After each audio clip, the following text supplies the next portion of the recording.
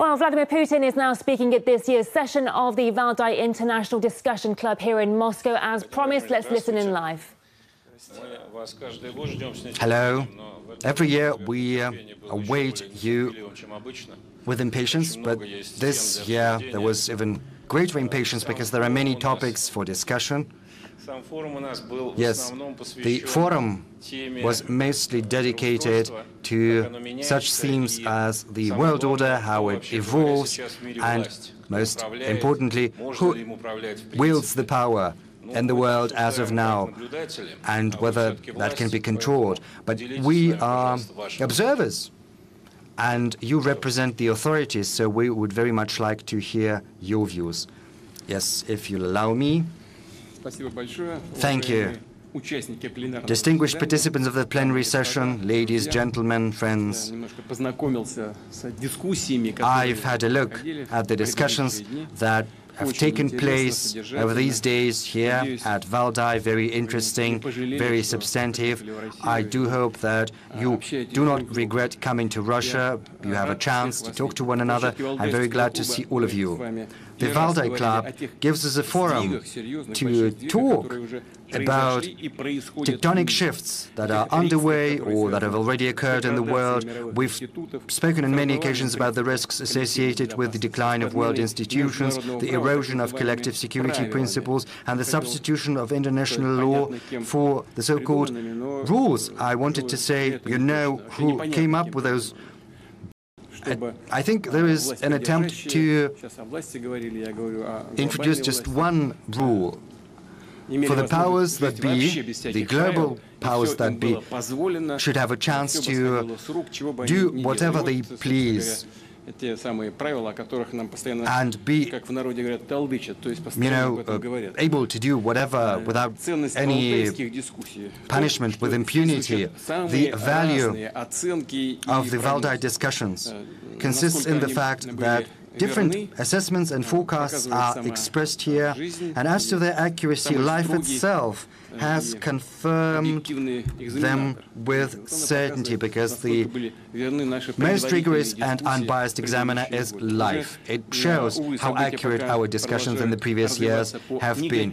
Alas, the developments are following the negative scenario so far.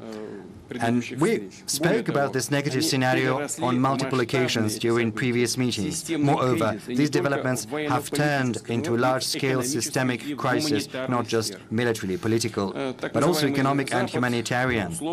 The so-called West, as it were, because there is no unity. We understand that this is a very complex conglomerate, but be that as it may, let's call it the West.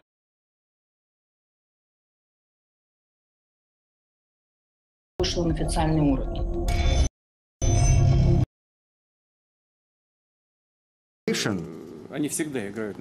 And they're always trying to escalate. There's nothing new in that. They're fueling the war in Ukraine, organizing provocations around Taiwan, destabilizing the world, food and energy markets. As far as the last one is concerned, it was not deliberate. We do not doubt that. It was due to a number of systemic errors committed by the Western authorities I've just mentioned. And as we can see, it's all been compounded by the destruction of European gas pipelines. This is incredible, but this is, however, something we are witnessing, these tragic events. Dominion of the world is precisely what the so-called West has decided to stake in this game. But this game is a dangerous, dirty, and deadly one. It contests the sovereignty of peoples and nations, their identity and uniqueness, and has no regard whatsoever for the interests of other countries. Well, we cannot say rejection directly, but this is basically what we see happening in life. And those who formulate these rules believe that others have no right to their unique path. Everyone needs to abide by these rules. And I would like to remind you of Russia's proposal addressed to our Western partners. The proposal to reinforce trust and build a system of collective security last December. Yet again, this proposal was cast aside. But in the modern world, it's not going to be possible to sit this one out. Whoever sows the wind will reap the whirlwind. The crisis has taken on a truly global magnitude. It affects everyone, and we should not entertain any illusions as to that. Humanity is essentially faced with two options. Either we continue accumulating the burden of problems that is certain to crush all of us, or we can work together to find solutions, functional if imperfect ones, solutions capable of rendering our world more stable and safer. You know, I've always believed in the power of common sense, and I still do. And that is why I'm convinced that sooner or later, both the new centers of the multipolar world and the West will have to embark upon an equal dialogue about our shared future. And the sooner that happens, the better, naturally. And in that regard, I would like to share with you some emphases which we find very important. The developments of today have relegated to the background environmental issues. As surprising as that may be, this is something I'd like to start with. And climate change is no longer in the headlines, but far from disappearing, these fundamental challenges are only growing worse. One of the most dangerous consequences of the environmental imbalance is a reduction in natural biological diversity. And right now I'd like to move to the topic we've all gathered for. Is other kind of diversity any less important? I refer to cultural, social, political, and civilizational diversity. At the same time, simplification, erasure of all differences, well, this is all but the essence of the modern world. But what is behind this simplification? First and foremost, it's the depletion of the West's creative potential and its desire to contain and to inhibit free development of other civilizations. There's also a direct self-serving interest hiding there. By imposing their values, consumer models, they seek to standardize these models. Our opponents, let me put it mildly, are trying to expand their markets for their products. So, you know, it's all very simple. And it's no coincidence that the West says that it's its culture and its world view that should be recognized as universal. They are not saying that outright, but this is how they behave. And they insist through their policies on everyone accepting these values unconditionally. Let me quote from Alexander Solzhenitsyn's famous Harvard address.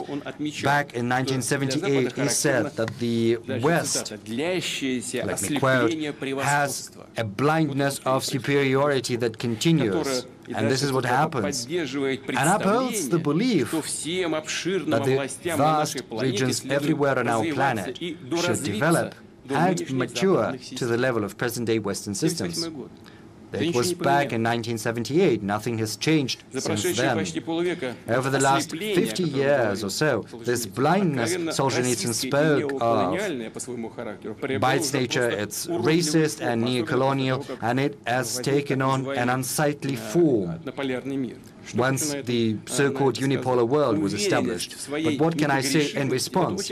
Belief in one's own infallibility is a dangerous state, because it's but one step away from a desire by those who deem themselves infallible to destroy, obliterate those they do not like, as they say, to cancel thee. Let's think about the sense of this world, the meaning of it, even at the height of the Cold War, when the confrontation of systems, ideologies, and military machines where opposition was in full swing. It never occurred to anyone to reject, deny the very existence of culture, art, and science of your opponent. Yes, there were several restrictions with regard to educational, scientific, cultural, and regrettably sports relations. But be that as it may, both Soviet and American leaders of those days had an understanding that humanitarian field is very delicate. You've got to study your opponent and have respect for him, and sometimes even learn from him, to preserve a foundation for healthy, constructive relations for the future. But what is happening now? Back in their days, Nazis went as far as to burn books. Right now, the Western champions of liberalism and progress have slipped into banning Dostoevsky and Tchaikovsky. The so-called cancel culture is basically a cancellation of culture that annihilates everything that is alive and creative. It stunts the growth of free thought in economy, politics and culture. The very liberal ideology itself has today changed beyond recognition. In the very beginning, classical liberalism interpreted the freedom of each and every person as the freedom to say what you want, do what you want. But in the 20th century, liberals started to proclaim that the so-called open society has enemies. Well, it turns out open society has enemies. And the freedom of these enemies could and should be restricted, if not abolished altogether. And right now, they've reached an absurd situation when any alternative point of view is declared to be a subversive propaganda and a threat to democracy. Whatever comes from Russia, well, it's all the Kremlin's doing, but they should look at themselves first. Are we all powerful? If we see any criticism with regard to our opponents, why is it seen as the Kremlin's doing? They should, think harder. They have to present more conceptually their point of view. They cannot simply shift the blame on the Kremlin's intrigues. And all of these was prophetically described back in the 19th century by Fyodor Dostoevsky. One of the characters of his novel, The Possessed, Shigurov, an nihilist, describes the bright future he devised. I quote, "Starting from unlimited freedom, I arrive at unlimited despotism." And our Western partners have arrived precisely at this point. And it's echoed by another character of the novel, Pyotr Verkovensky, who says that what we need is universal betrayal, spying, and snitching. He says that society does not need talents nor superior capabilities. He says Cicero will have his tongue cut out, Copernicus will have his eyes put out, Shakespeare will be stoned. And this is what our Western opponents have come to. What is it if not the current Western cancel culture? Because it was a great thinker, and I'm truly thankful to my assistants who found these quotes. What can I say in response? History will set everything right, and it's not going to cancel the greatest universally recognized geniuses of the world culture. It's going to cancel those who presently have decided that they can do with the world culture as they please for some reason. And as they say, these people have an incredibly high opinion of themselves, but several years will pass and no one will remember their names, but everyone will remember Dostoevsky and Tchaikovsky and Pushkin, whatever anyone says. Standardization, financial, technological monopoly, erasure of all and every difference. This has been the foundation of the Western globalizational model, whose nature is neo-colonial, basically. And the task was clear, to reinforce absolute dominion of the West and the world economy and the world politics, to put to service natural, financial, intellectual, human and economic capabilities of the whole planet, doing that under the guise of the so-called new global interdependence. Let me recall yet another Russian philosopher here, Alexander Zinoviev. We are going to celebrate his centenary in a couple of days, on October the 29th. More than 20 years ago, he said that for the Western civilization to survive at the level it had attained, it would need, I quote, all of the planet as its habitat. It would need all the resources of humanity, and this is what they laid their claim to. It's so true. And in this system, the West enjoys an inherent, incredible advantage because it came up with the principles and mechanisms of this system. The principles, everyone is talking about what are these principles, a black hole, no one understands. But once globalization started to benefit not Western countries but other countries, I refer first and foremost to big nations of Asia, the West either revisited many of the rules or even abolished some of them. And as far as the sacrosanct principles of free trade, economic openness and equal competition, even property are concerned, well, all of these principles were all of a sudden altogether forgotten. When it was no longer beneficial, they decided to revisit the rules on the go. Yet another strawman argument and doublespeak. Western ideologues and politicians have long been telling the world there is no alternative to democracy. But in truth, what they meant was the Western, so-called liberal democratic model, whereas all other variants and forms of democracy were rejected by them with disdain and arrogance. It's been characteristic of them since the colonial times, because they think that everyone, is just substandard, whereas only they belong to the elite.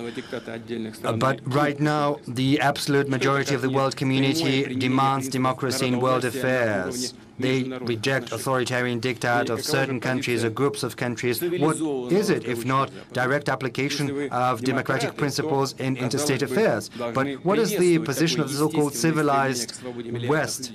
If you are Democrats, then one would think you would welcome this natural desire, aspiration towards freedom of billions of people. But it's not the case. The West calls that the sabotage of liberal world order based on rules, and it resorts to economic and trade wars, sanctions, boycotts, color revolutions, and it hatches and conducts different kinds of coup d'etat. And, they even say how much money they spend on the coup d'etat, the cheek of it. Well, what about Soleimani, who was taken out? You can think whatever you want about him, but it's an official, a dignitary. He was killed in the third country. So, what is it? Washington, as its tradition, calls the current world order a liberal world order, but day in, day out, this world order begets more and more chaos, and it is becoming increasingly intolerant even with regard to Western countries should they attempt any kind of autonomy. And they even slap sanctions on their own allies unabashedly. And others are simply, showing obeisance. Let's remember the July proposals of Hungarian parliamentarians who suggested that dedication to European Christian values and culture should be enshrined in a treaty on the European Union. But these attempts were seen not just as opposition, but hostile sabotage. Someone likes them, some others, but we in Russia, over thousands of years, have seen a peaceful coexistence of different religions, but we do not require that they should be changed, neither Christian values, nor Muslim values, nor other religious values. We have to treat one another with respect. In a number of regions, and I know that firsthand, people go together to celebrate Christian and Buddhist and Muslim and Jewish holidays. Well, I think it's worth speaking about at least. This testifies to the ideological crisis of the neoliberal model of the world order. In the American fashion, they have no creative or positive agenda. They have nothing to offer to the world apart from retaining their domination. A true democracy in a multipolar world requires an opportunity for every nation, every society, every civilization to choose their own path, their own social and political system. And if the US and the EU enjoy this rule, then Asian countries, Muslim countries, the Gulf monarchies and countries of other continents should have this right, and Russia too, and no one will ever be able to dictate to our nation what kind of society and on what principles we should be building. A direct threat to the political, economic and ideological monopoly of the West consists in the fact that the world can see the emergence of alternative social models, which can turn out to be more efficient, more vibrant, more attractive than the ones that exist as of now. And these models will emerge and develop. This is inevitable. Incidentally, American political scientists, experts, are writing on the subject directly, but the powers that be do not listen to them. But they can't help seeing that these ideas are being expressed and voiced on the pages of political science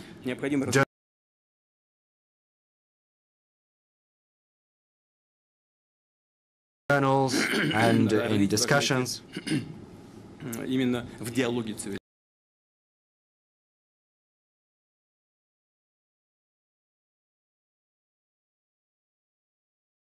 And his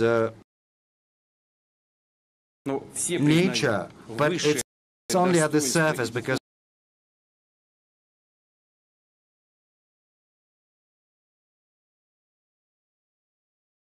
the foundation is of paramount importance. The foundation upon which our shared future is going to be built.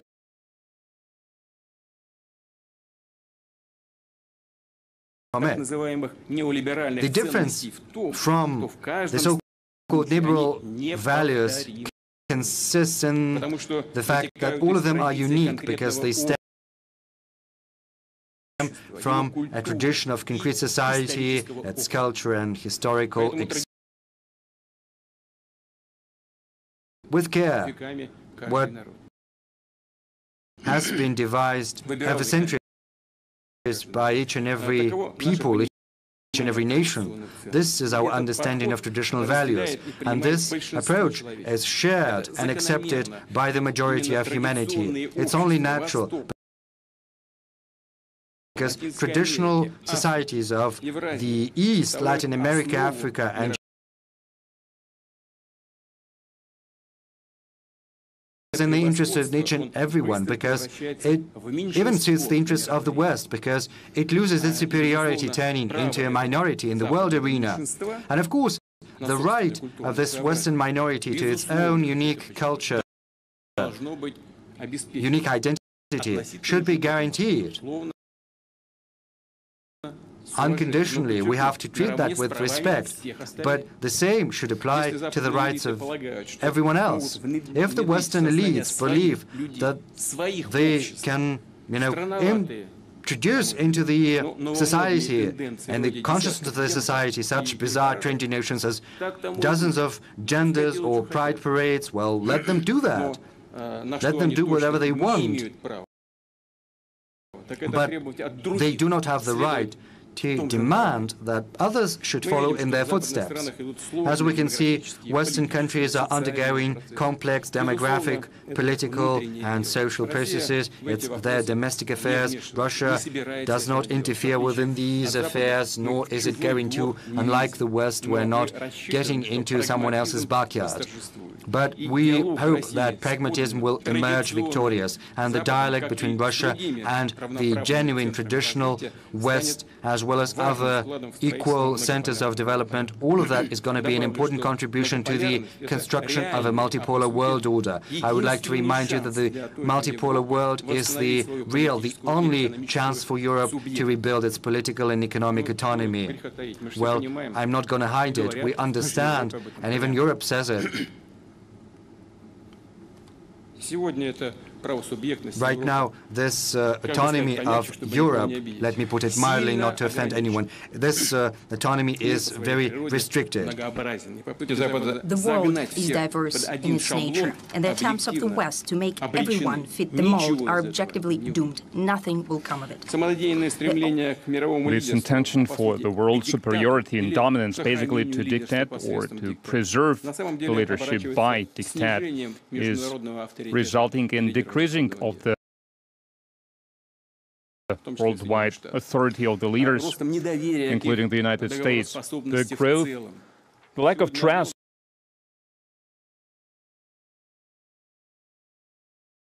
in anything. How do they work? How do they sign these documents? What can one rely on?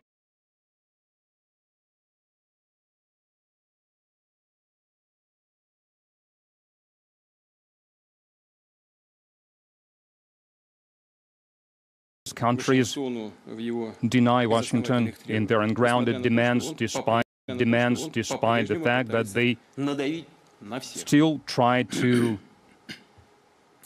exert pressure on everyone. It's a wrong policy. It's a path that leads to nowhere.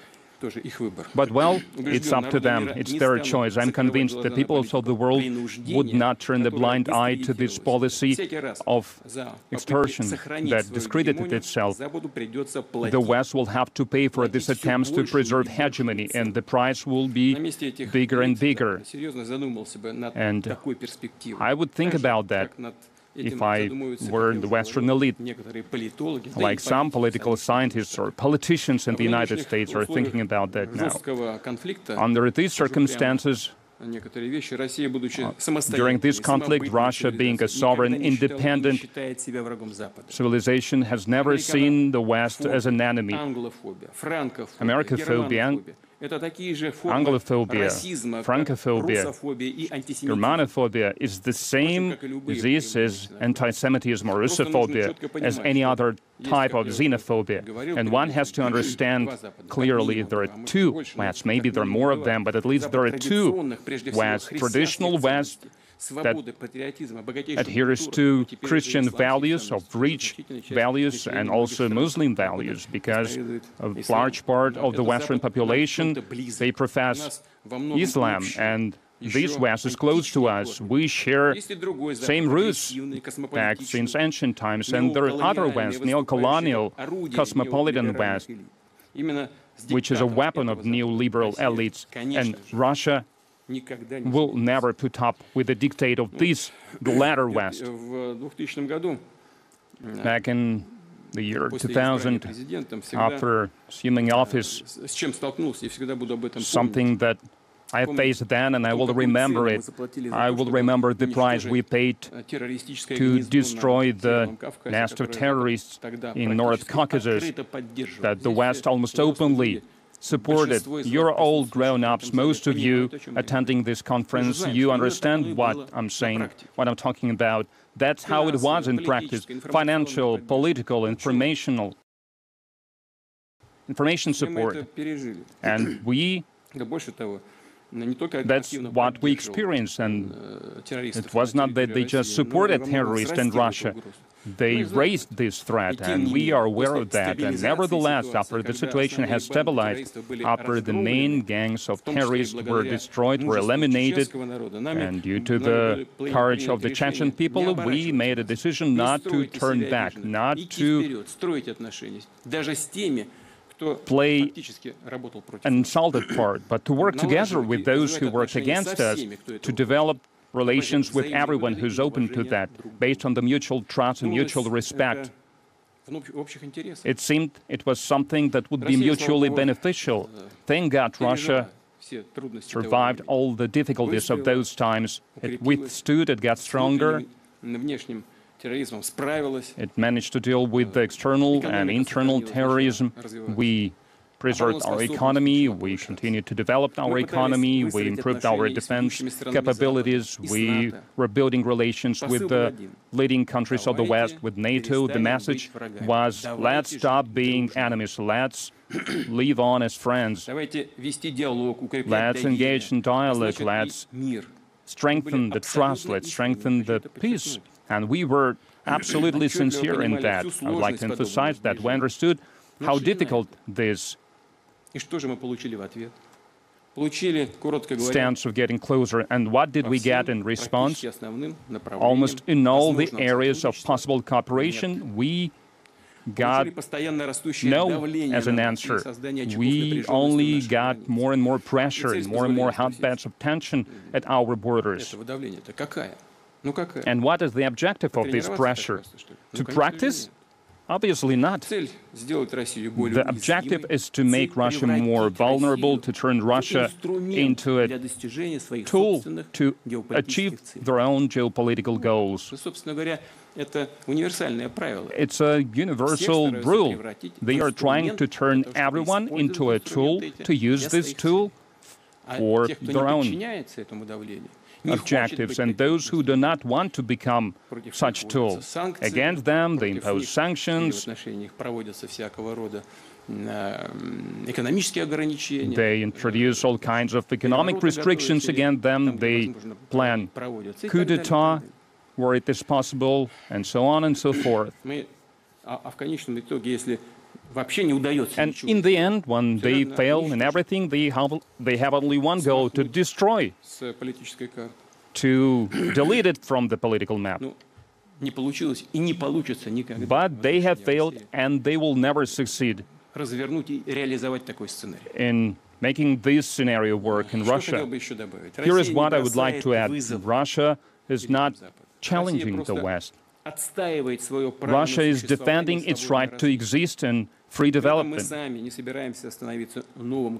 And we are not going to become a new hegemon. Russia does not propose to replace unipolar world with bipolar, tripolar world, to replace domination of the West with the domination of the East, or the North, or the South, because it would lead to new problems. And I would like to quote Nikolai Danilevsky, famous Russian philosopher, who thought that the progress was not about moving in one direction for everyone, like our opponents are pushing us towards. Because if that's the case, progress would have stopped soon. That's what Danilevsky was saying. But the progress is about using the entire space to move in all the directions simultaneously. And he adds that no civilization can be proud of representing the higher point of development, of evolution. I'm convinced the only thing you can fight dictatorship with is the evolution, the love for mankind as a creator. You cannot forbid cultures and traditions. And the difficult part of today is that every civilization, every state, and their integrational associations, they face new opportunities for their democratic, unique paths of development. And we think that the new world order should be based on law. It should be free and just. And world economy, global economy, trade should also be more free. And Russia thinks that there should be new financial platforms for mutual settlements, international settlements as well. And these platforms should be out of national jurisdiction. They should be safe, depoliticized, and they should not be dependent on one center of governance. Is it possible to do that? Of course it is. It will take a lot of effort from a lot of countries, but it is possible. And it will escalate any chance to abuse any kind of tool like that. It will allow us to work efficiently without dollar whenever we have international financial deals. And especially if the dollar is used as a weapon, the United States and the West are discrediting the international financial institutions first, because there was inflation in dollar and euro, and then they just took our currency and gold reserves. And there will be an alternative to that. That's inevitable. It depends on the emittance of these currencies, on the state of their economies, but it will get stronger. And these settlements, gradually, they will start dominating, because that's the logic of the sovereign economic and financial policy of a multipolar world. And new centers of the global development, they have unique know-how and expertise in various fields. And in a lot of areas, they can compete successfully with the Western transnational corporations. Obviously, we have a common pragmatic interest in an honest and open scientific and technological exchange, because together we can do more than individually and separately. The majority should benefit from that, not only some rich corporations. And what is the situation now when the West is selling drugs or seeds to other countries? They want them to kill their pharmaceutical industry and agricultural industry. When they send some machines, they are killing local machine-building industry. Back when I was head of the government, I understood that. When you open your market for certain commodities, that's it. Local manufacturers are done, and it is impossible for them to raise their heads again. That's how they build these relations. Thus, they are seizing markets and resources. Countries are losing their technological potential, scientific potential. That's not progress. That's being enslaved. That's bringing economies to some primitive level. Technological development should not make things less equal. It should make things more equal. That's how traditionally Russia has been pursuing its external technological policy. For example, we're building nuclear power stations in other countries. At the same time, we are passing on competences. We are training local experts and professionals. We are not just building a power plant. We are creating an entire industry. Basically, we are giving other countries a chance to make a breakthrough in their technological development, to shorten the gap, to bridge this gap, to bring their power industry to a new level. Once again, I would like to emphasize that sovereign development does not mean that one has to be isolated. No. Parties work together on on the principles of equality. If liberal globalization is losing pace, is imposing the Western model on everyone, integration is the opposite process. It is tapping into potential of every civilization in the interest of everyone, so that everyone could win. If globalism is a dictate, then integration is the working together on some strategies that would be beneficial for everyone. In this regard, Russia considers it is important to launch mechanisms of creating vast spaces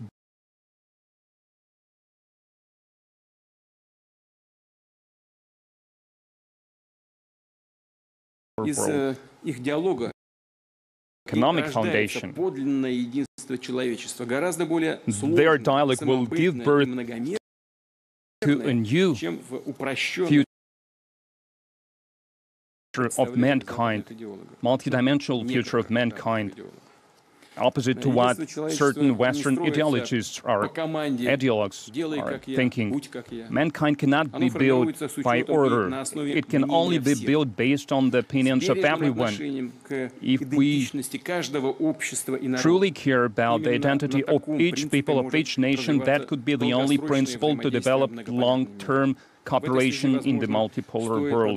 And in this regard, we should probably think about the United Nations Organization and its Security Council to reflect more the diversity of global regions, because Asia, Africa, Latin America, the world of tomorrow, a lot will depend on them, much more will depend on them than today. And their growing influence is something positive. I would like to remind you that the Western civilization is not the only civilization, even in Eurasia, in our common Eurasian space.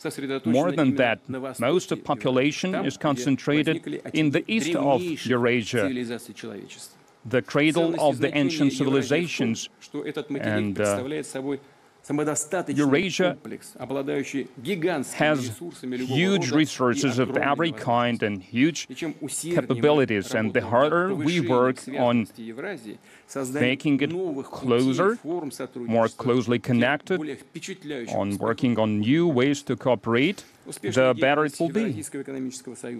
Быстрый рост авторитета и влияния Шанхайской организации сотрудничества, масштабные инициативы в рамках одного пояса, одного пути, планы многостороннего сотрудничества по реализации транспортных коридоров север-юг и многие другие проекты в этой части мира, уверен, and many other projects, I believe, are the start of a new era, a new age in the development of Eurasia.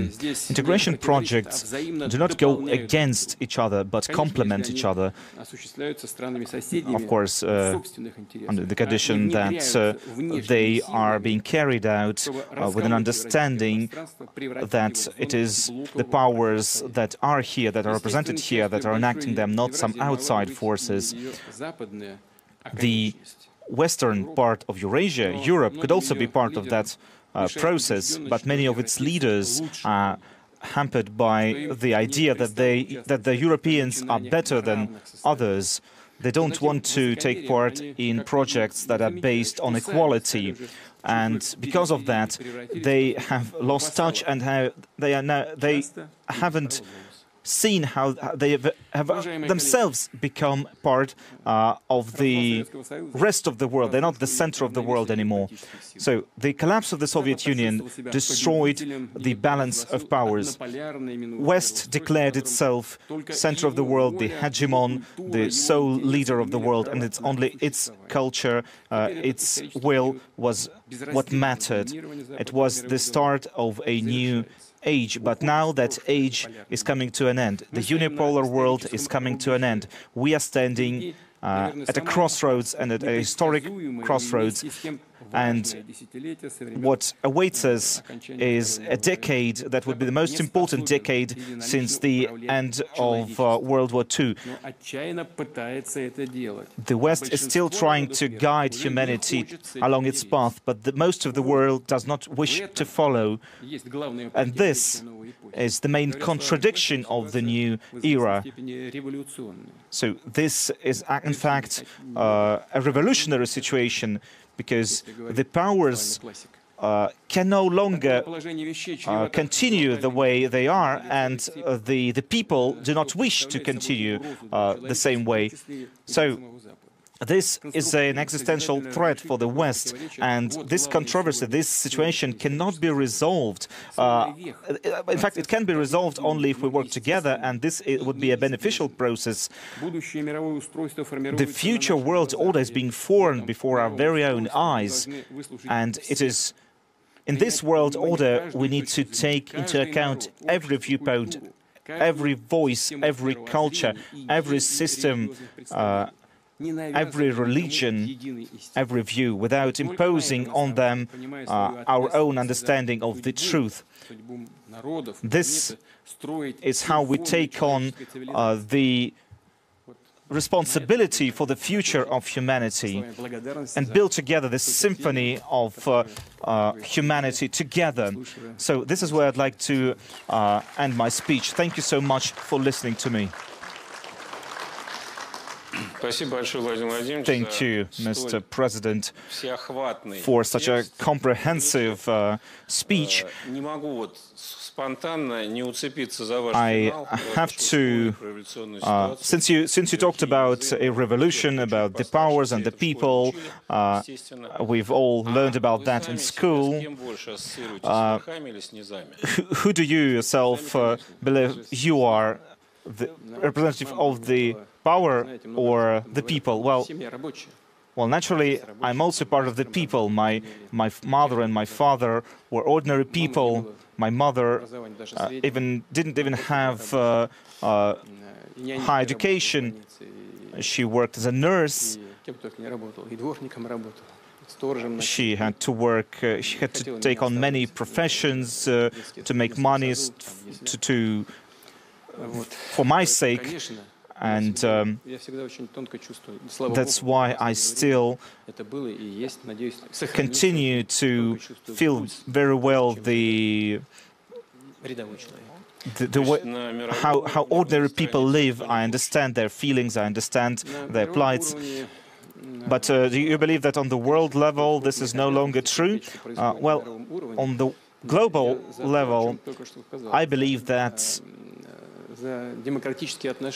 what we should strive for is a more democratic system where interests of everyone is being taken into account, not just the so-called representatives of the golden billion. I see. So we met a year ago, last time. At that point, the situation was very tense, but if we look back to the October of the last year, we know that much has changed. The world has, in fact, transformed quite a lot. And to you personally, what has changed, maybe inside of you, in your worldview, in your view of our own country? Well, the things that have been going on for the past year and are happening right now, and in Ukraine, for example, these are not changes that are taking place just now after the start of the special military operation. No, not at all. All those transformations have been going on for years. And some people have simply refused to take note of it. This tectonic change is always happening, like the real tectonic change somewhere deep beneath the crust of the earth. You don't feel it when you stand on the ground, but you know that there are massive changes underground. And this is, the analogy is very correct here. So this energy builds up in the world, and at some point it just spills over, it erupts. So what's the idea? What's the main idea here? I've been talking about centers of power, I've been talking about change, and this change is happening because of objective reasons. Because some former centers of power are losing touch, are losing power, losing influence, and this is natural, this is to be expected. Things change, this is some new centers of power, especially in Asia, are emerging, or in Africa, for example. Yes, Africa is still very poor, it's a poor continent so far, but look at the potential that Africa still has. Look at Latin America. We will see those regions develop, and we will see these tectonic changes there as well. And it must be said that it was the West, not us, that brought the situation to its logical conclusion. We would go back to Ukraine later, we'll talk about that later, but let's talk about Syria, for example, or the tragic events that led to the special military operation in Ukraine. The important thing is that these tectonic changes are happening, and they will continue to happen. It's not about Russia, it's not about our actions. We are just highlighting the developments that are actually going on. We are just pushing some of the processes forward. Maybe we're escalating some of these processes, but they were there to begin with. These processes are inevitable. They would happen no matter what Russia had done in Ukraine or about Ukraine. Well, if we talk about Russia, what has changed in Russia? Well, if we talk about our country, well, naturally we have certain losses, we have some costs associated with the special military operation, we keep talking about those, but we also have economic costs and economic losses. But despite all that, we have gained quite a lot as well. And ultimately, let me stress that ultimately, this is all to the better. This is all for the betterment of Russia. What do I mean by that? I mean that we are strengthening our sovereignty on all accounts, and especially economically. Just recently, we used to think, or we used to worry, in fact, that Russia was turning into some sort of a colony, semi-colony. We couldn't even develop our own technologies, or we were worried we won't have our own systems for economic transactions, we won't have our own markets, or we'll be unable to create or even buy new technologies. It almost seemed that like someone would snap and it will all crumble. Well, they did snap and it didn't crumble. In fact, Russia and its foundations turned out to be much stronger and much more solid than everyone had expected. And this, I would call it a cleansing even, these processes, this ability to transform ourselves and adapt to these new environments, and in fact maybe replace those who are leaving our markets, is in fact a very good thing. Our businesses are taking the niches that are being left by those leaving Russian markets. There are million and billion dollars worth of businesses that remain, and they continue to function. So we know what's happening. We know that many of the Western and other companies are going to come back, to return to Russia.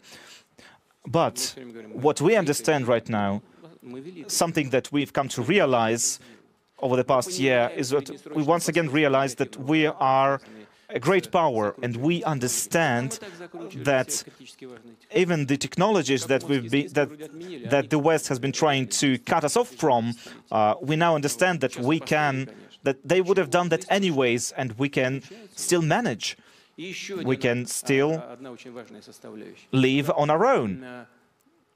And we also have this spiritual core, and this is very important. We do not leave behind our own people. This is the truth that is at the very heart of Russian people, of all ethnicities that make up Russia. This makes us united. This idea is the centerpiece, is the main idea of our country, of our nation, and we have once again reaffirmed that truth. I see. Is there anything that has disappointed you over the past year in Russia? Well, no, not really.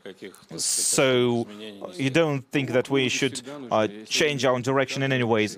No, I mean, we need to review our actions, we need to maybe reassess certain ideas, or maybe change personnel here or there, maybe invite new specialists, get new specialists that can address other issues, more emerging issues and challenges.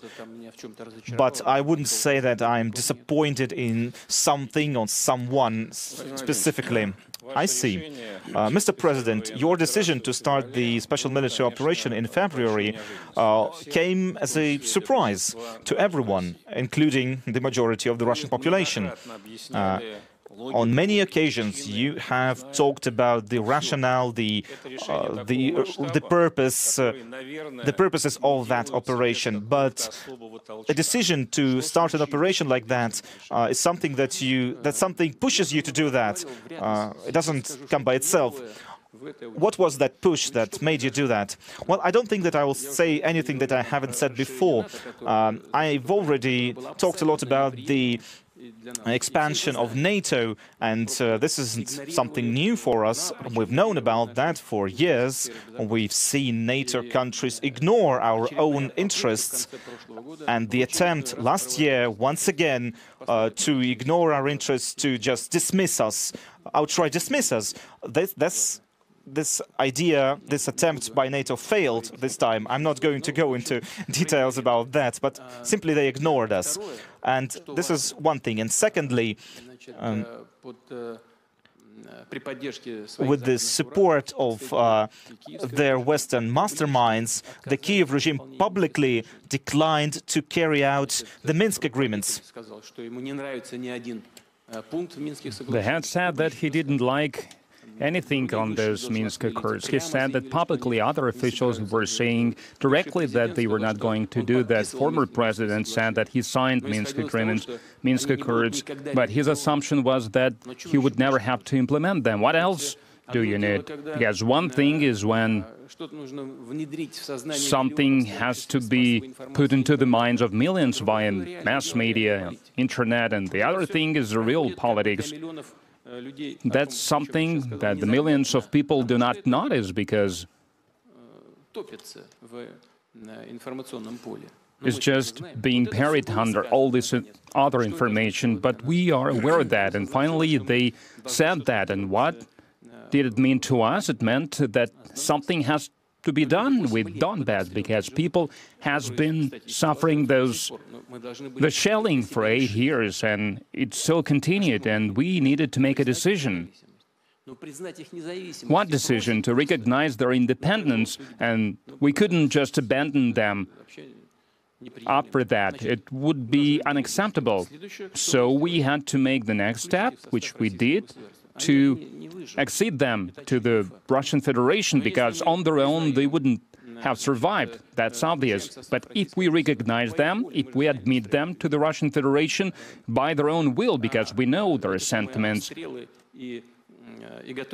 and this shelling and new offensive of the Kiev regime would have continued, and was something inevitable because they had two large-scale offensive operations, two large-scale campaigns. They failed, but nevertheless they took place, and they continued with shelling. What were we supposed to do next? To launch an operation, because what should we wait for? Because we knew that they were planning the third one. That was something inevitable. And we were not the ones to come up with this logic. Back in 2013, why did they have to stage a coup d'etat? Yanukovych basically abandoned the power. He agreed to the snap elections. It was obvious that hopefully he wouldn't take it as an insult, but he didn't have a lot of chances to win. And under these circumstances, to stage an anti-constitutional bloody coup, there is no answer. Why did they do that? The only possible answer to show who is the master, who is in charge. Everyone was supposed just to sit straight without uttering a word. You will do what we tell you to do. And I have no other explanation to these actions. They staged coup d'etat. People didn't want to recognize that in Crimea and Donbass, and that's where it all started. And that's where it led us to these tragic events. And what was the problem for the so-called West to implement the agreement that were signed in Minsk? Someone told me, so you would have signed that under those circumstances as well. But nevertheless, they did sign them. They did.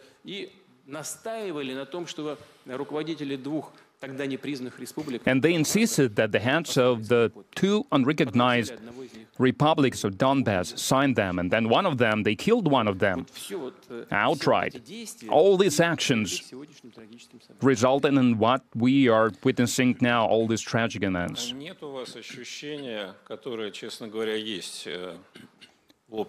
Do you share the sentiment that the society has that the adversary was underestimated? Not really, because we saw what was going on. For 8 years, they have been building these fortifications, deep fortifications in Donbass, and obviously going in there, suffering casualties, it would have made no sense. That's one. Two, something that we were perfectly aware of, that was something that would have continued for more time, and the longer we would have waited, the more difficult for us it would have been, the more casualties we would have suffered. That's what we had in mind. Because NATO enlargement was in full swing back then, and it's still continuing. And then these fortifications would have existed not only in Donbass, but everywhere. And what we are seeing now, when in the north and in the south, our troops are going around encircling Donbass. And if we would have waited for a few more years to let them to build more fortifications, to train more troops, to acquire more weapons that they didn't have before, the situation would have been absolutely different for Russia, even from the standpoint of this special military operation.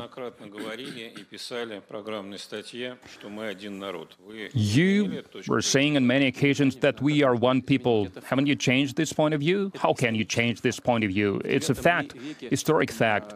In the 9th century, in these territories, in our territories, the Russian state was emerging first in Novgorod, then in Kiev, then it was growing together. It is one people. They spoke one language, ancient Russian language. And these changes in language started only in 13th or 14th century under the influence of Poland, because in the western parts of the Russian state back then belonged to different states. That's when all these changes started. And I said that before. Yes, the ethnic groups are developing in their own way, and when one part of this one ethnic group at a certain point decided that they reached such a level that they considered themselves a separate entity, we can only respect this, obviously. But this process didn't happen on its own. It was happening because part of the ancient Russian lands, Western lands, belonged to other states for a number of reasons, and these states were pushing their own agenda, pursuing their own interests there, and those parts that belonged to Poland, they were trying to turn them into Poles back then, and that's why the language started to change. And I talked about that when Ukraine was acceded to Russia. They were writing letters to Moscow, to Warsaw. We have it in our archives. As Russian Orthodox people are addressing you with this and this request. They were sending these letters to Moscow to admit them to Russia, and they were sending letters to Poland to respect their interests and their Orthodox traditions. They were writing that as Russian Orthodox people. I'm not the one saying that. That was the part of people that we're calling Ukrainians now. Yes, then after that, everything started to follow its own logic. A huge Russian empire emerged, European states, and they succeeded partially in that. They were trying to create a barrier between themselves and Russia. It is known back from the ancient times, divide and conquer. And they were trying to break one Russian people into many entities. It started in the 19th century, and then it has been getting bigger and bigger, and it was supported by the West, first of all. Obviously, part of this population. They were cultivating that. Some of them liked that. They enjoyed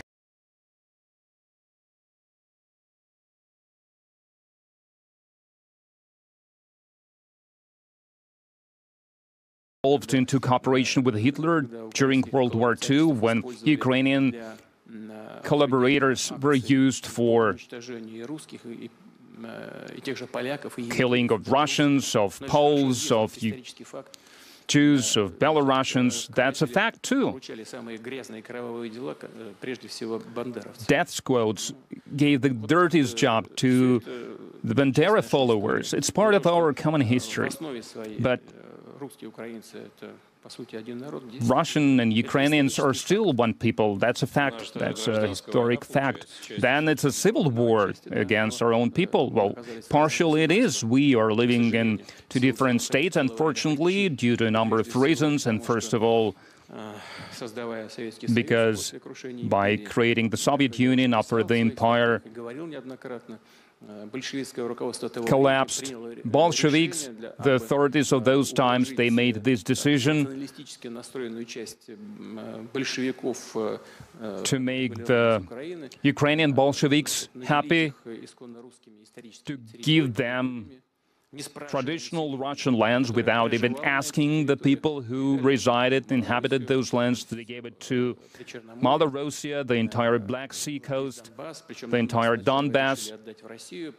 First, Donbass, though, was part of Russia, and then a delegation from Ukraine came to Vladimir Lenin, and he told representatives of Donbass, deputies of Donbass, to change this decision. So they did. They gave Donbass to Ukraine. And in this regard, in this sense, Ukraine is a bit of an artificial entity, especially since after World War II, Stalin gave Ukraine a number of Polish territories, number of Hungarian territories, a number of Romanian territories. He seized these territories from those countries, and Poland, who was not part of the Hitler coalition, they got some German lands. Western lands of Poland are the eastern lands of Germany. That's everyone knows that. That's how Ukraine was created. And here's what I'm thinking. The only true, real, serious guarantor of the Ukrainian statehood, territorial integrity, could only be Russia, the one country that built modern Ukraine. Well, as for guarantors, I remember this conversation from spring, then it all went away. Maybe a rhetorical question, considering that there still it is in a lot of other things, that both you and Russian officials on a number of occasions were saying that the special military operation is going according to plan. And the society doesn't really understand what is the plan. So what is this plan? You know, initially, from the day one, I was saying that the main thing is helping the people of Donbass. Look, I've mentioned that already. If we acted differently, we wouldn't have been able to encircle Donbass, to place our troops around the Donbass area. Secondly, Lugansk People's Republic is completely liberated. Now there is some military activities inside the Donetsk People's Republic, and when our troops approached from the north and from the south, and it became obvious that people residing in these historic Novorossiya territories, they see their future as part of Russia. How could we not respond to that? That's why those events happened, something that we are still witnessing. It started as a logical consequence of the situation that emerged there. But the plan and the objective was to help people who live in Donbass. That's something we're doing, that was something we used. And what general staff is planning there, well, I know what they're planning, but I don't think I should be talking about that now. Thank you, friends. I satisfied my initial curiosity. I don't want to monopolize our speakers, so now we can give the floor to everyone here. So let's start.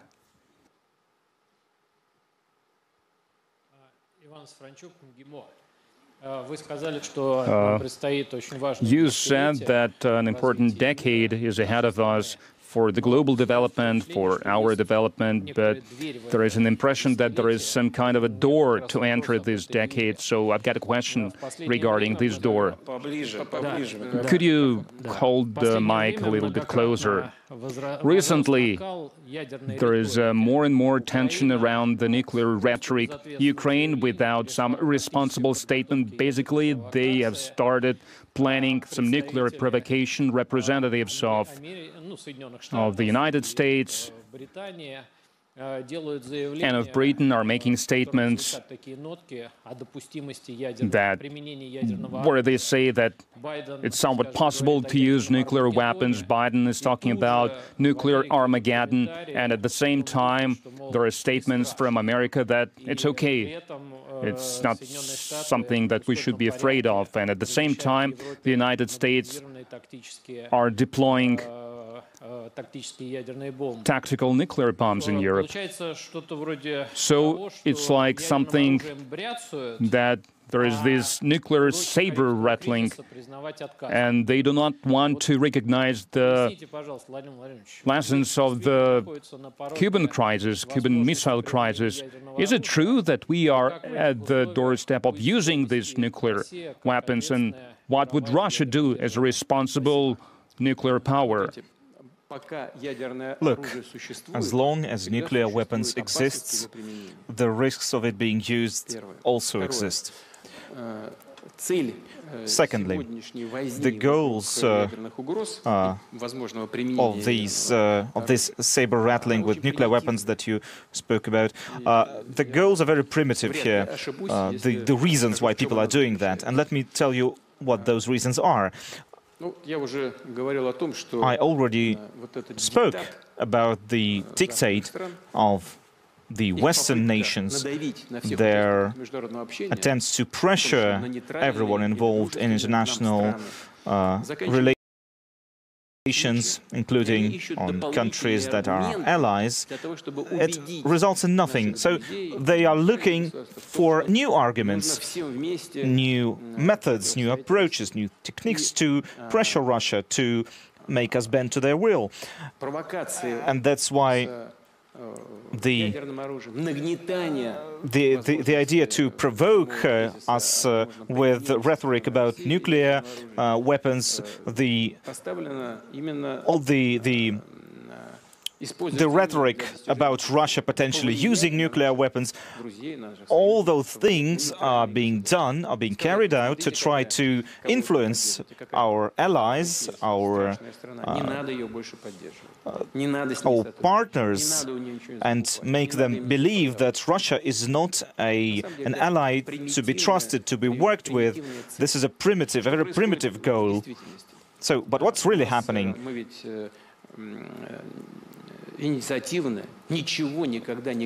We haven't really ever said anything about potentially using nuclear weapons. We've always been only responding to rhetoric said by Western leaders. For example, the ex-Prime Minister of Britain, Liz Truss, directly said when talking to the press, when talking to the media, she said that the UK is a nuclear power, and part of her duty was to decide when or whether to use nuclear weapons. And she said that she's ready to utilize nuclear weapons, but nobody reacted. So she said that. Maybe she was a little bit winded. Maybe she was in the wrong mood or something. Maybe she said something wrong. They could have corrected her, they could have said that, well, she didn't mean that, but no, they did not do that. They keep silent. So this is like tacit consent with her. So why are they doing that? We believe that they actually support that idea. They're trying to blackmail us with this rhetoric. Are they... Do they think that we cannot hear them? We do. We've heard a number of other statements regarding nuclear weapons. For example, the Kiev regime and its representatives have on numerous occasions spoken out about potentially acquiring nuclear weapons and nuclear capabilities. Next, we keep hearing about the Zaporozhye nuclear plant and what Russia is allegedly doing there. They say that we are shelling the Zaporozhye nuclear power plant. Are they out of their minds? We are in control of the station. Our troops are stationed there. Why would we shell it? I've had a meeting with one of the Western leaders not long ago, and she said, remove weapons from the nuclear power plant immediately. I said, we've already done that. He says, do it anyways. I mean, what do you mean? Well, you laugh about that, but it's ridiculous. I'm actually quoting the person. They want, for example, the representative of the International Atomic Energy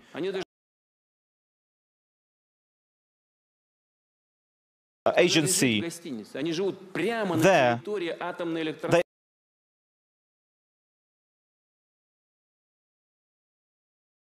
Weapons are being used against whom? And no one is talking about Ukrainians attacking the nuclear power plant, while this is true. In fact, and they instead keep blaming Russia. This is ridiculous, this is nonsensical, but this is happening. Also, I think there were like 3 or 4 landlines, high voltage lines around the Kursk nuclear power plant that were destroyed. We informed our Western partners that this has been an act of sabotage, etc. They silence. They haven't said anything. They keep blaming Russia. They keep pushing all the responsibility on all the blame on Russia, and they attempt to escalate the situation. There's a spiraling down of sanctions against Russia. Now, next, a new episode. We just recently published data from our secret services that some are planning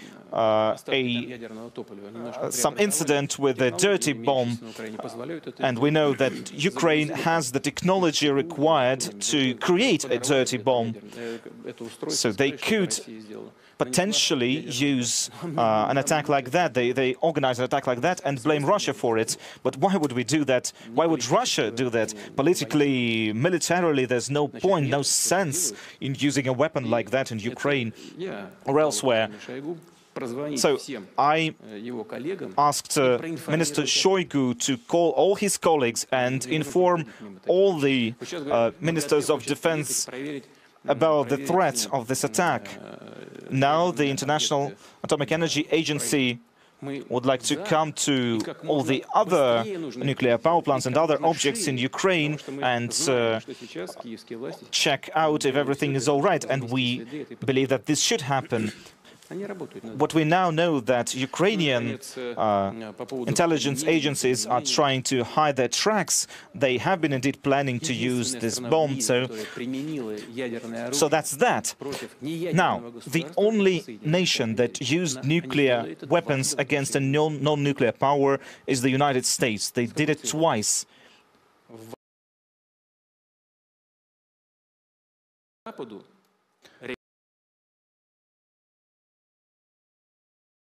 Military expediency? No, not at all. Why did they have to attack Hiroshima and Nagasaki? Why did they have to attack peaceful citizens, non-combatants? Was there any threat to the sovereignty of the United States at the time? Not at all. And there was no military rationale behind it as well. The Japanese military was broken. Its ability to resist was non-existent. Why did they have to finish them off using nuclear weapons? In fact, in many textbooks, in American textbooks, in Japanese textbooks, they say that the Allies attacked Japan with nuclear weapons, so they don't even want to admit that, even though the Japanese people remember who performed this attack. But so, the US is the only country in the world that has used nuclear weapons. And Americans did that because they believed it was in their interests. Russia has its own military doctrine. And in that document, it says clearly when and why and how Russia could use nuclear weapons to protect its sovereignty, to defend its people. Yesterday, we'll be marking 60 years since the culminating point of the Cuban Missile Crisis. This was the last time that humanity was on the verge of a nuclear catastrophe. Could you imagine yourself in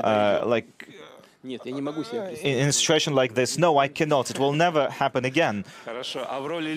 And can you imagine yourself as a leader who has to address a situation like that? Well, we are ready to work out any situation, and in October last year we proposed the US to continue our dialogue on strategic security. They just keep silent. If they don't want to work with us, well, let it be. But we keep developing our own technologies, including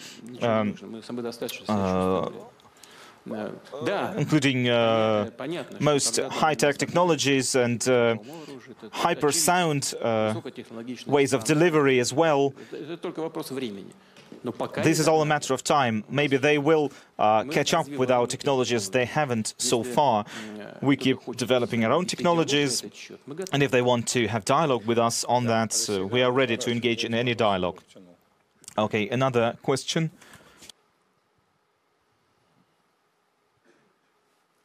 Thank you very much.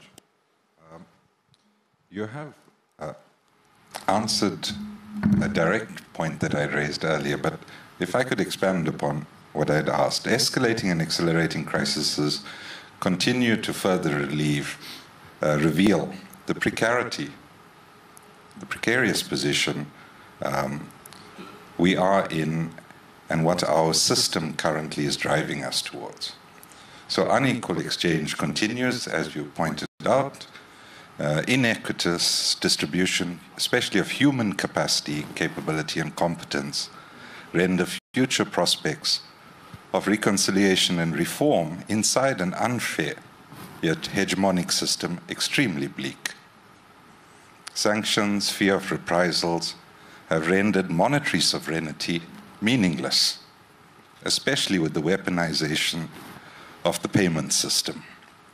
In our contemporary conjuncture, what could then constitute a more democratic and workable alternative to the current international system of payments and settlements? This is one of the key questions of today's development and of the future and of the development of the economic system and of the world order. So your question just hit the bullseye. After the Second World War, the US created the Bretton Woods system. They strengthened it, enforced it. They worked along many different lines, creating institutions, economic institutions, financial institutions, trade organizations. But now we see that all these organizations are failing, and a mistake by the US was to use the dollar, their currency, as a weapon to advance their own interests. This undermines trust in the currency and in America itself. Everyone is now thinking whether they should keep their reserves in dollars, because it's not so easy to get out of that system and turn it to some other currencies, because the US is keeping it's in a very tight fist, so to speak. But let me say that again. What's our view of the future of the global financial system? Well, first off, all countries must have a chance to engage in sovereign development. We have to respect the choice of every country, every nation. And the same goes for the financial system. It has to be independent, it has to be depoliticized, and it has to be based on financial mechanisms and financial systems of the leading countries of the world. If that happens, if we create those systems, this is not easy, but if that is done, then international institutions will also become more effective. Maybe we'll have to reform them, maybe we'll have to create new ones, but these will be international institutions that will help and provide assistance to those countries that are in need of such help. And first and foremost, this new financial system should be built and created in such a way that it transfers knowledge and technology. And if we do that, if we bring all these components together, then the very economic model and the financial system will meet the interests of the majority, not just the interests of the so-called golden billion, which we have been speaking about. And as a precursor to this system, we could cite the need for expanding transactions and settlements denominated in national currencies. Given the fact that the US financial authorities are using dollar as a weapon, hampering transactions, not just in our case and our partners, but also in the case of other countries. Well, given that, this desire for independence will push forth transactions denominated in national currencies. I think in India, 53% of our transactions are done in national currencies, and 27% with some other countries, and we're also creating the same system for other countries. In China, we are carrying out transactions in rubles and renminbi, and the same goes for other counterparts. As far as our own financial system is concerned, I think the main avenue is to create a system that is depoliticized, that is based upon national monetary systems. And this should be built to create a supranational currency system that is going to secure transactions. This is possible, this is practicable. And now we are first making steps in transactions in national currencies, and then we'll propel that to the regional level. I think this process will continue. Thank you. Colleagues, please introduce yourselves when you ask a question. Alec Iskandaran, please.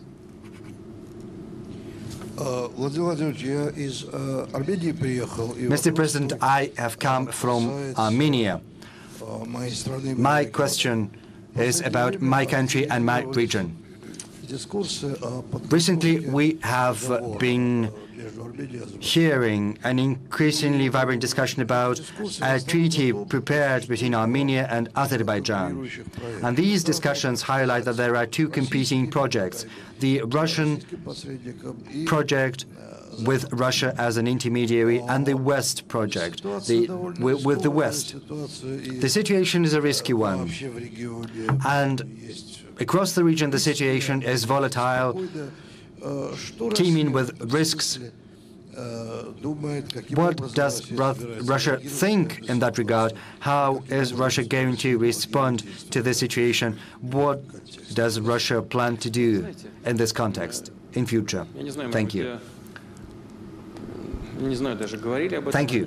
I don't know whether this was said publicly before. Maybe it was said, but be that as it may, I'm going to say that. Even if it was not said publicly, I do not think this is a secret. For many years, we've been engaged in dialogue with the Armenian side. We were proposing that the Nagorno-Karabakh issue should be settled in the following manner.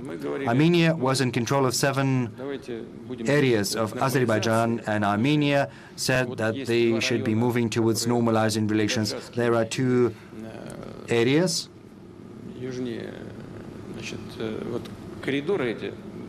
Next to the corridor. These are big areas.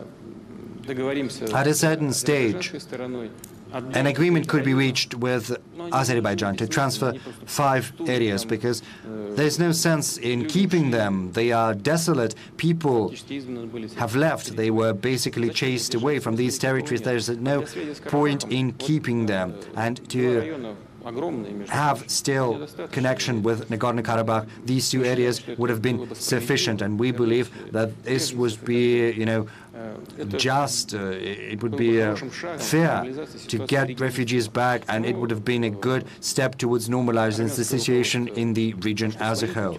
But the Armenian leadership chose their own path. As you know, this is what led to the current state of affairs. Now a question begs itself of how to resolve this issue and how to achieve a peace settlement. We believe, and this is our position, that there is a need for a peace treaty, and we support peaceful resolution, as well as the delimitation of the border and the settlement of all the other border issues. The question is which path to choose, but it is up to Armenia and to the Armenian people and leadership to decide. Whatever option they choose, should it lead to peace, we will support it. But we are not going to impose anything. Nor can we dictate our will to Armenia. We're not going to. If the Armenian people and the current Armenian leadership believe that a certain option is preferable, as far as I understand, it can be the Washington draft, which recognizes Azerbaijan's sovereignty of Nagorno-Karabakh. If Armenia deems that acceptable, well, let it be. We will support any choice the Armenian people makes. If Armenia, the Armenian leadership and the Armenian people believe that Nagorno-Karabakh has certain characteristics, unique ones, that have to be respected, and that this should make its way to the peace treaty, then this option is also on the table. But they need to secure agreement from Azerbaijan. These conditions, these terms have to be acceptable to the other side as well. This is a complex matter. But Armenia is our strategic partner and an ally of ours. And to a large extent, we, of course, have respect for the interests of Azerbaijan, but we will support Armenia's choice. 2 years ago, at this very platform, you spoke very highly about President Erdogan. You said he was not wagging his tail and he was a true man. A lot has happened over the last 2 years. What about this assessment of yours? Is it still in effect? Yes, he is a strong, tough leader. He is guided by the interests of Turkey and the Turkish people and the Turkish economy. And to a large extent, this is what explains his position on energy-related issues, on the construction of Turk Stream. We proposed setting up a gas hub in Turkey for consumers in Europe. Turkey has given its assent, of course, also based on their own interests. There are interests in tourism, in construction, in agriculture. We have very many coinciding mutual interests that go in the same direction.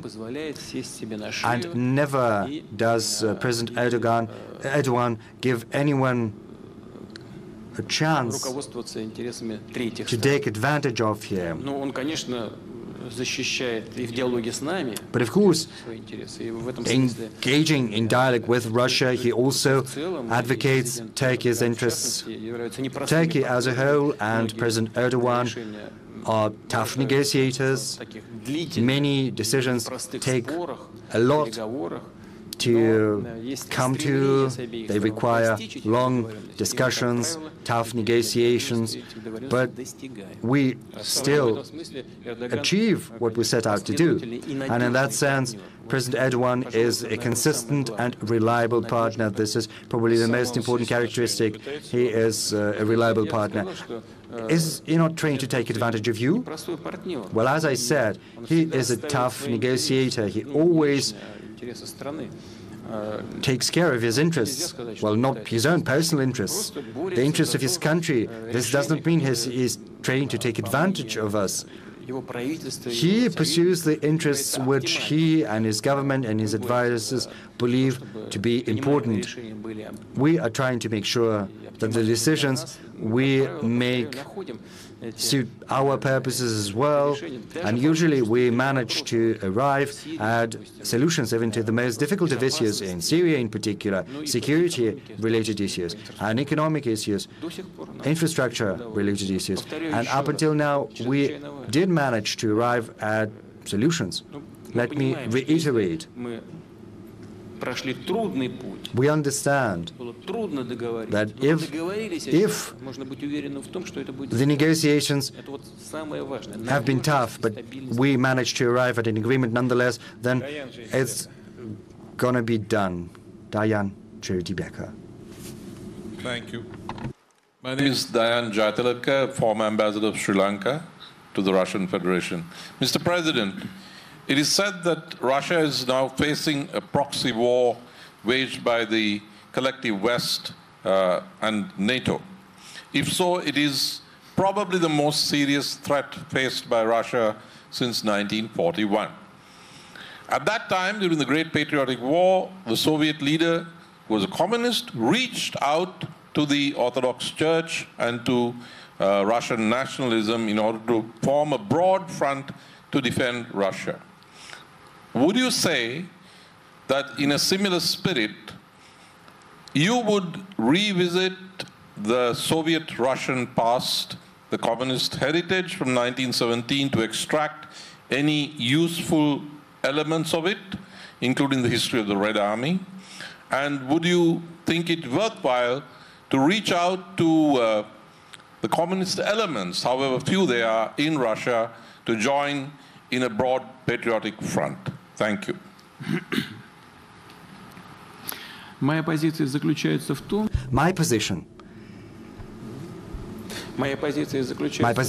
consists in the following.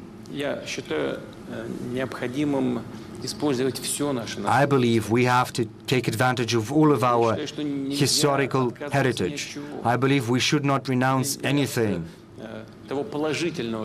We should not turn away from the positive elements we used to have in the history of the Russian Empire. There was a lot of positive in the USSR. There were advantages, disadvantages, problems and issues that were overcome in different fashion. They had different consequences. As far as our relationship with the left part of the political spectrum is concerned, as well as other political movements, I can tell you that the special nature of the current Russian society, we have a consensus as far as Russian foreign policy is concerned. Yes, we have pro-Western elements whose families live there, whose children study there. It's a very small component, and every country has such an element. But mostly our society enjoys a consensus. There is a great level of consolidation, regardless of their political hue, regardless of how they view the path Russia should take in its development. Communists believe that everything should be nationalized once again, that we need to return the state into the economy. Well, how efficient that's going to be, it's hard to tell. To an extent, at a certain stage in history, this probably might happen. We have a law on nationalization, but we are not resorting to it because there is no need for that.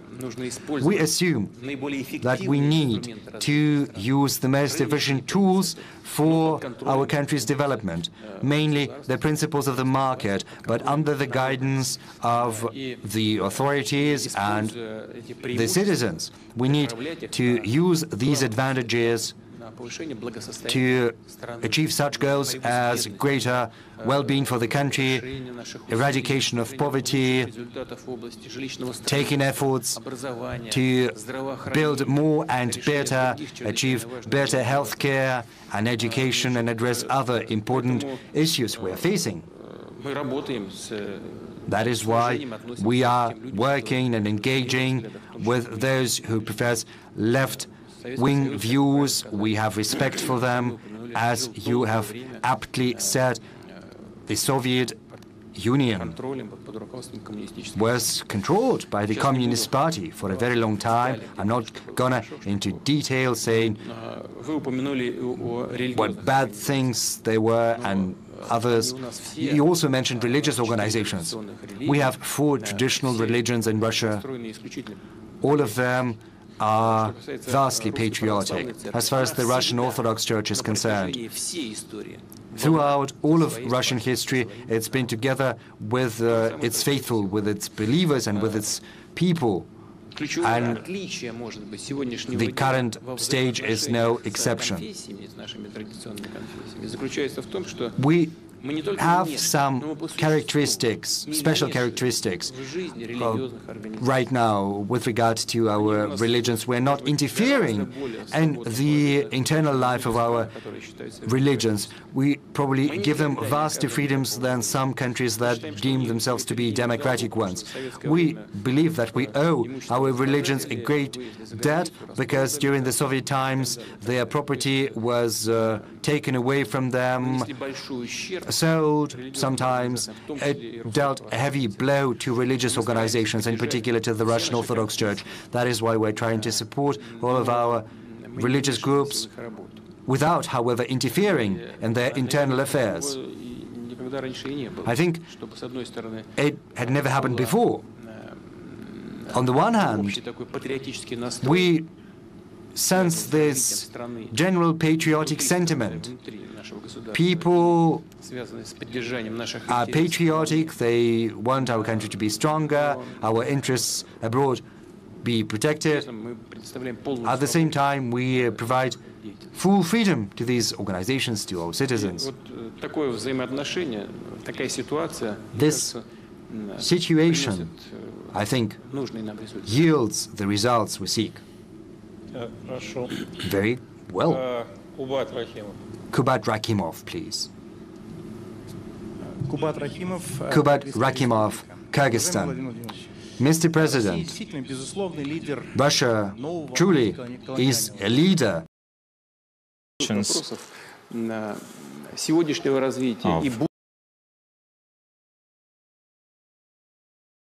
But throughout the history of the Valdai Club, we've seen a great demand for social justice, for a fair organization of social relations. What is your view of this matter, and how can we serve you as experts of the Valdai Club? This is my first question. My second question is as follows. What do you think about the prospect of transferring the capital of Russia eastwards to the center of Russia, to the center of Eurasia, to be closer to the Shanghai Cooperation Organization. Thank you. As far as more just social order is concerned, as per our constitution, Russia is a social state, a social justice state. Everything we do, all our national goals are dedicated to addressing social tasks. We can go hours and hours, and even our today's discussion is not going to be enough to demonstrate fully that everything we do, whatever we do, seeks to address social issues.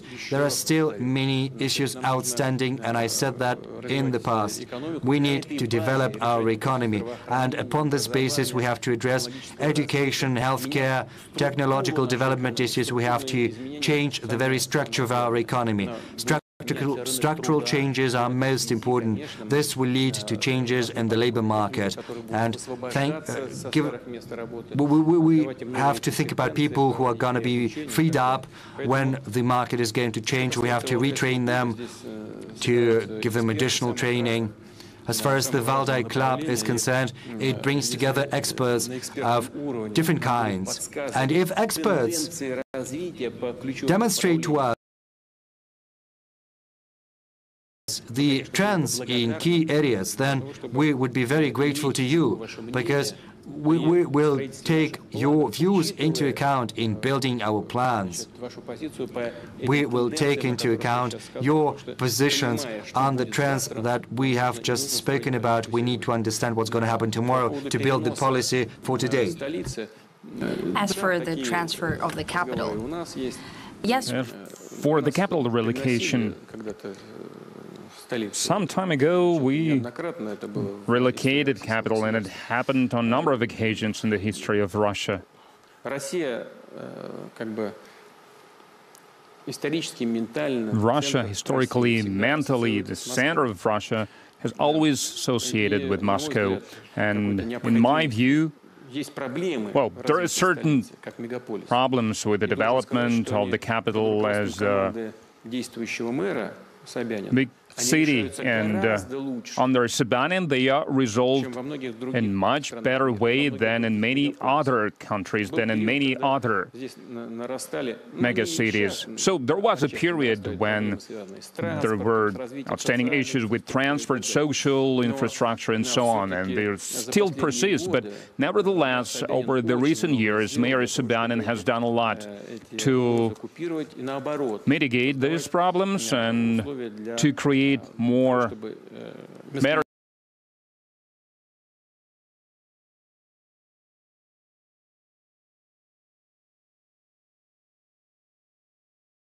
a lot has been done to develop the city over the last several years. And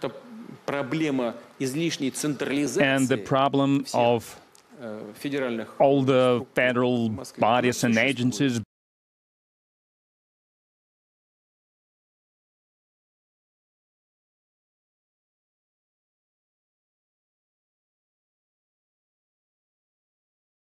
this authority and competences to relocate them from Moscow to other Russian regions. For example, judicial centers is being created in St. Petersburg. Constitutional Court is operating there, and there is a plan, an actual plan, to build a Supreme Court in there.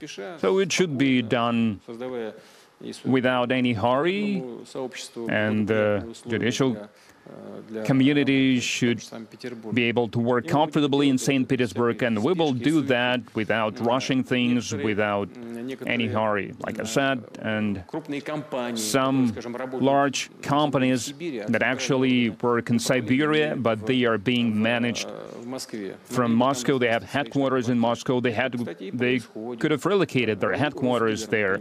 For example, Rosgidro, they are creating headquarters in Krasnoyarsk, I think, if I'm not mistaken. And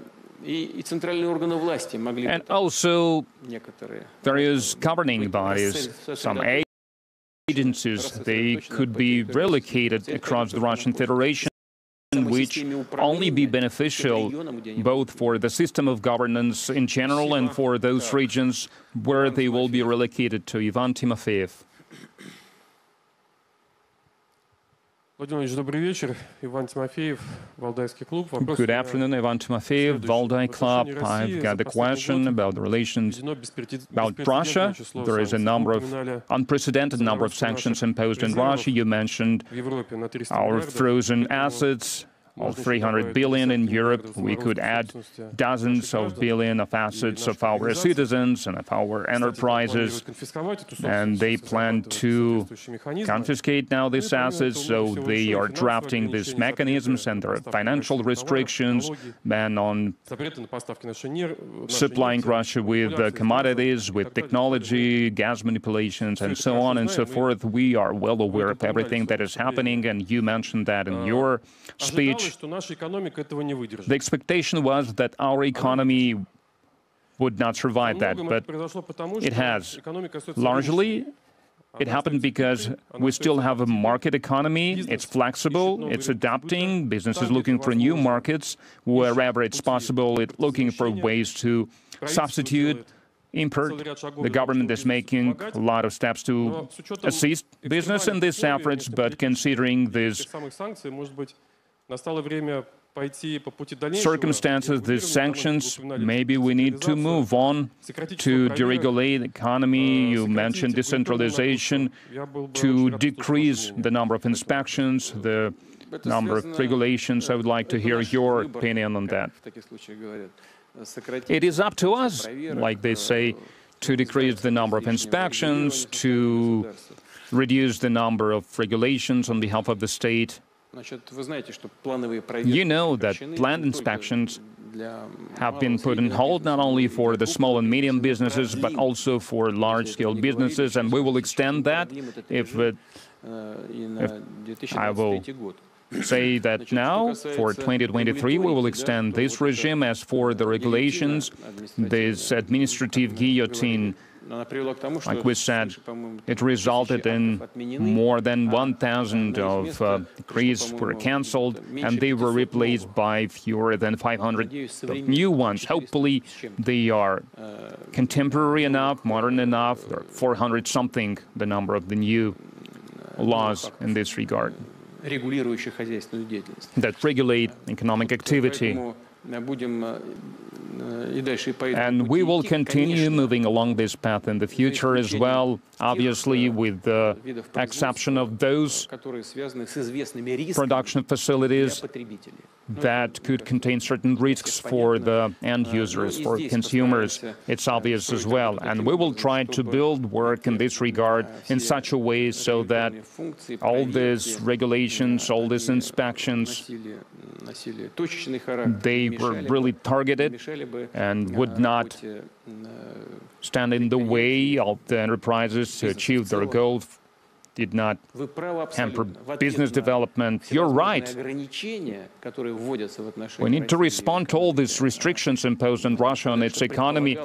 You said that they thought the economy would collapse. They did not think that. They had the goal to destroy the Russian economy, but they failed. And you're right, it adapted, it has become more flexible, and then it turned out that our business is mature enough and it can easily intercept all those enterprises, all those niches that are being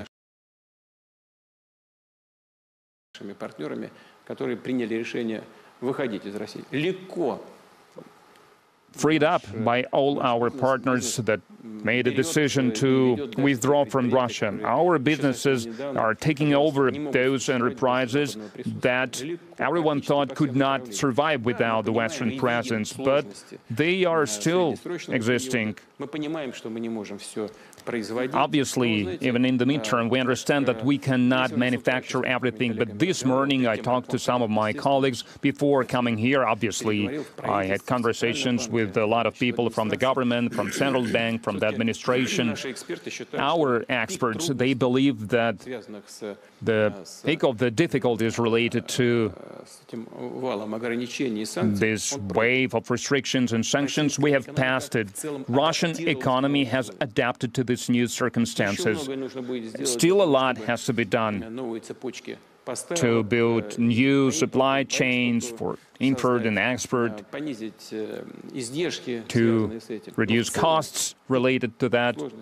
But in general, we have passed over this bit. The Russian economy has adapted, and we will continue to develop on a more sustainable, more sovereign platform. But the response to all these challenges should be also, maybe first of all, to get rid of all this red tape and to support businesses and to increase the freedom for economic activity. Так, Александр Андреевич, вас не обойдешь.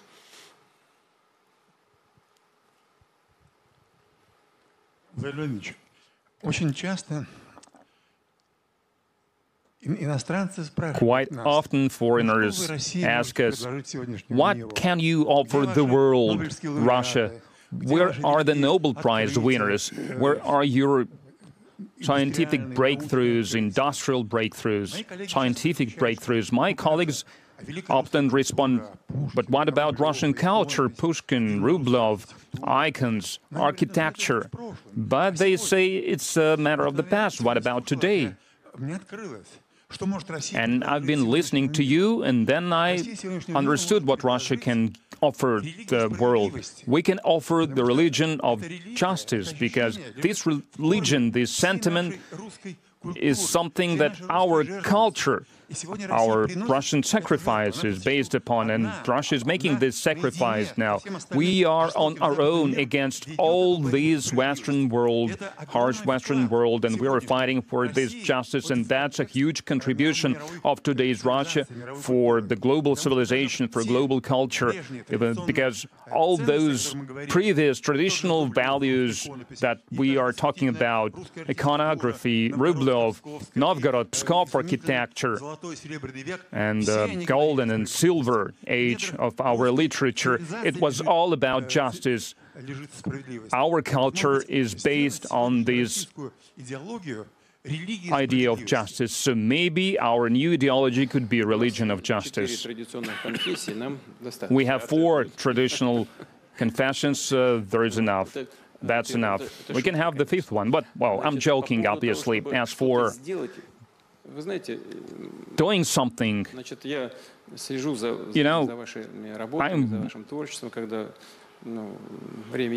I'm following your works. I enjoyed reading what you write, what you say.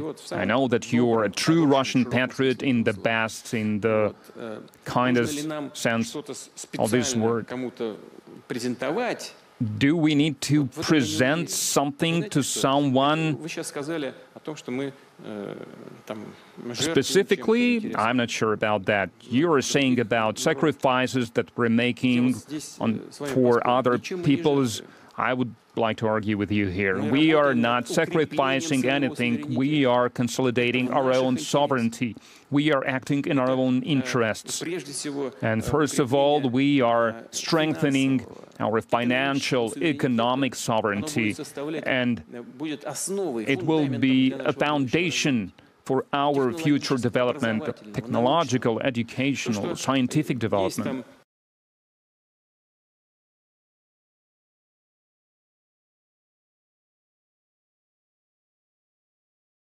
Awarded the Nobel Prize. That's not the most important thing. Former ex-president of the United States received Nobel Prize. Is it a sign of any achievements? With all due respect for the Nobel Committee and for those who won this beautiful Nobel Award, is this the only sign of value? Science is developing. We need to do everything to yield results from both fundamental and practical science. We need to increase the results that we receive from that. Today, we significantly renewing our professionals, we are becoming one of the leading countries in regard of the age of our scientists. Yes, some other countries, they have monopolized everything. They are acting like vacuum cleaners. They are sucking the scientific potential from everywhere. But it will be over when the dollar will not be the main global currency anymore. And that's what's happening already now. And what we are doing, that's something very attractive for a lot of countries, for a lot of nations. Our so-called partners from the West are doing everything to belie Russia, to diminish Russia, to ignore its interests. And when we are fighting for our interests, and when we do that openly, honestly, and I will be frank, courageously, this very fact in itself, this example in itself, is something very contagious, very attractive for billions of people across the globe. In many African countries, and some of its countries, they have Russian flags on display. Now, the same is happening in Latin America, in Asia. We have a lot of friends, and we do not need to impose anything on anyone. A lot of people, politicians and ordinary citizens, they are tired of living under some kind of external dictate. They are sick of it. And when they see an example of us fighting against this dictate, both internally and externally, they are siding with us. And this support will continue to grow. Владимир Владимирович, сейчас про науку много говорили в этот раз. На мой взгляд, была одна из самых интересных сессий как раз We spoke about science, how science is being developed, about technology. So we have Ruslan Yunusov here attending this conference. So he has drawn a very interesting picture. I'm representing Rosatom and the Valdai Club. Mr. President, you've been talking about science and you said the right things. We can see that the support for science has grown in the last 20 years. This new grants program has allowed us to launch dozens of state-of-the-art labs in Russia, but on the other hand, what we see as scientists, we see that most of those professors who launched these labs, they did not come to live in Russia, to work full-time in Russia. And it's obvious why it's hard to compete. So you can get a grant for 5 years, or you can get 10 years in some kind of Western university for life. And yesterday we talked about that our Chinese counterparts, they have made a true breakthrough in science. And they did not just return their scientists, they are now leaders in a lot of areas. So we work in quantum, and we can see that the strongest quantum computer is in China, not in the US. And the largest number of patents is being issued in China, not in the US. In Russia, we also have certain programs that unite many labs. The Quantum Project, we have 15 working groups and a lot of institutes, Academy of Sciences, but we have 5 years on the horizon of planning, and now we are facing these challenges to our technological and scientific sovereignty. Maybe it is high time we develop these new technological projects and to extend the horizon. I agree with you, the horizon, the bigger it is, the better it is. We should look at some positive examples from other countries, from our friends and partners. China as well, a lot has been done over the recent years under the leadership of President Xi Jinping. He pays a lot of attention to that, not only to science, but to developing China in general, China's economy, improving the welfare of Chinese people. And we know that we are on good friendly relations. We have good friendly relations, and we should study the areas where they achieve good practical results, and we should introduce it in our practice. As for the mega grant program, they played an important role, and the next step that we are implementing now is not just launching some separate labs, individual labs. We want to create scientific communities with young scientists working, young researchers working in them. And that's the future of mega grants. I agree with those who launched this process. That's something that we are doing. Is that right? We will continue to do that. You're saying that no one returned to work, but some of them has. And they continue to work here, even though technically they are part of some Western universities. They continue to work in Russia. These are our former compatriots, and not only compatriots, they have official jobs somewhere else, but they keep coming here to work. Science, like art, it can have no artificial borders. People, they should feel free, and we are not going to look anyone in, but we welcome everyone who wants to work in Russia. And I think we are succeeding. And as for extending the planning horizon, I guess you're right, even though do we have mega grants issuing them for 5 years? We can extend that. We can do that. That's something more about budgeting and funding these programs, but we can extend these horizons all the same. But what you said about people working somewhere else, holding some positions, having a tenure for life, that's not everywhere. You are a scientist. You know that you sign a contract for several years, and when this contract expires, goodbye, all the best. So that's not something that you have for life. And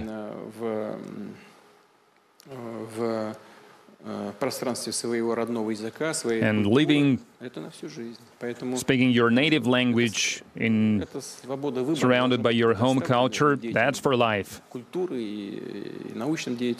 Мы должны создать условия, которые будут более привлекательными, чем те, которые создают за рубежом. Это непростой процесс. Мы идем по этому пути, добиваемся результатов. This is the path we are following, and we will show results, and we would probably extend the horizon of planning. One way, please. Thank you. My name is Wang Wen, a professor from Chongyang Institute, Lemay University of China. Actually, this time I visited Russia more than 20 cities. And I wrote a lot of articles to tell Chinese people a real Russia. Because in China, there are a lot of people, they care about Russia. And especially they care about you, your safety. And so my question is that, because I know you maybe will have a lot of pressure and burden. And do you feel scared or nervous or anxiety, especially under the threat from the West? And so did you create a new Russia, or Russia destiny create you? So, so I think that the second question is that what do you want to say to Chinese people, and what's your comments on the past 10 years Russia and China relationship, and what's your predictions and expectations on the future of Russia and China relationship? Thank you so much. You know, when I work, I never think about any historic achievements. I think what I need to do and what I cannot do without. This is the most important thing. And in that sense, the circumstances, the country you end up in, they make a contribution to forming the personality of a human being. And I myself am no exception to that. Well, as far as fear goes, many would probably love to hear me say that I'm scared. But if I were scared, I would never have done anything. And I cannot be guided by such motives. Given the position I hold, I need to be guided only by the interests of the Russian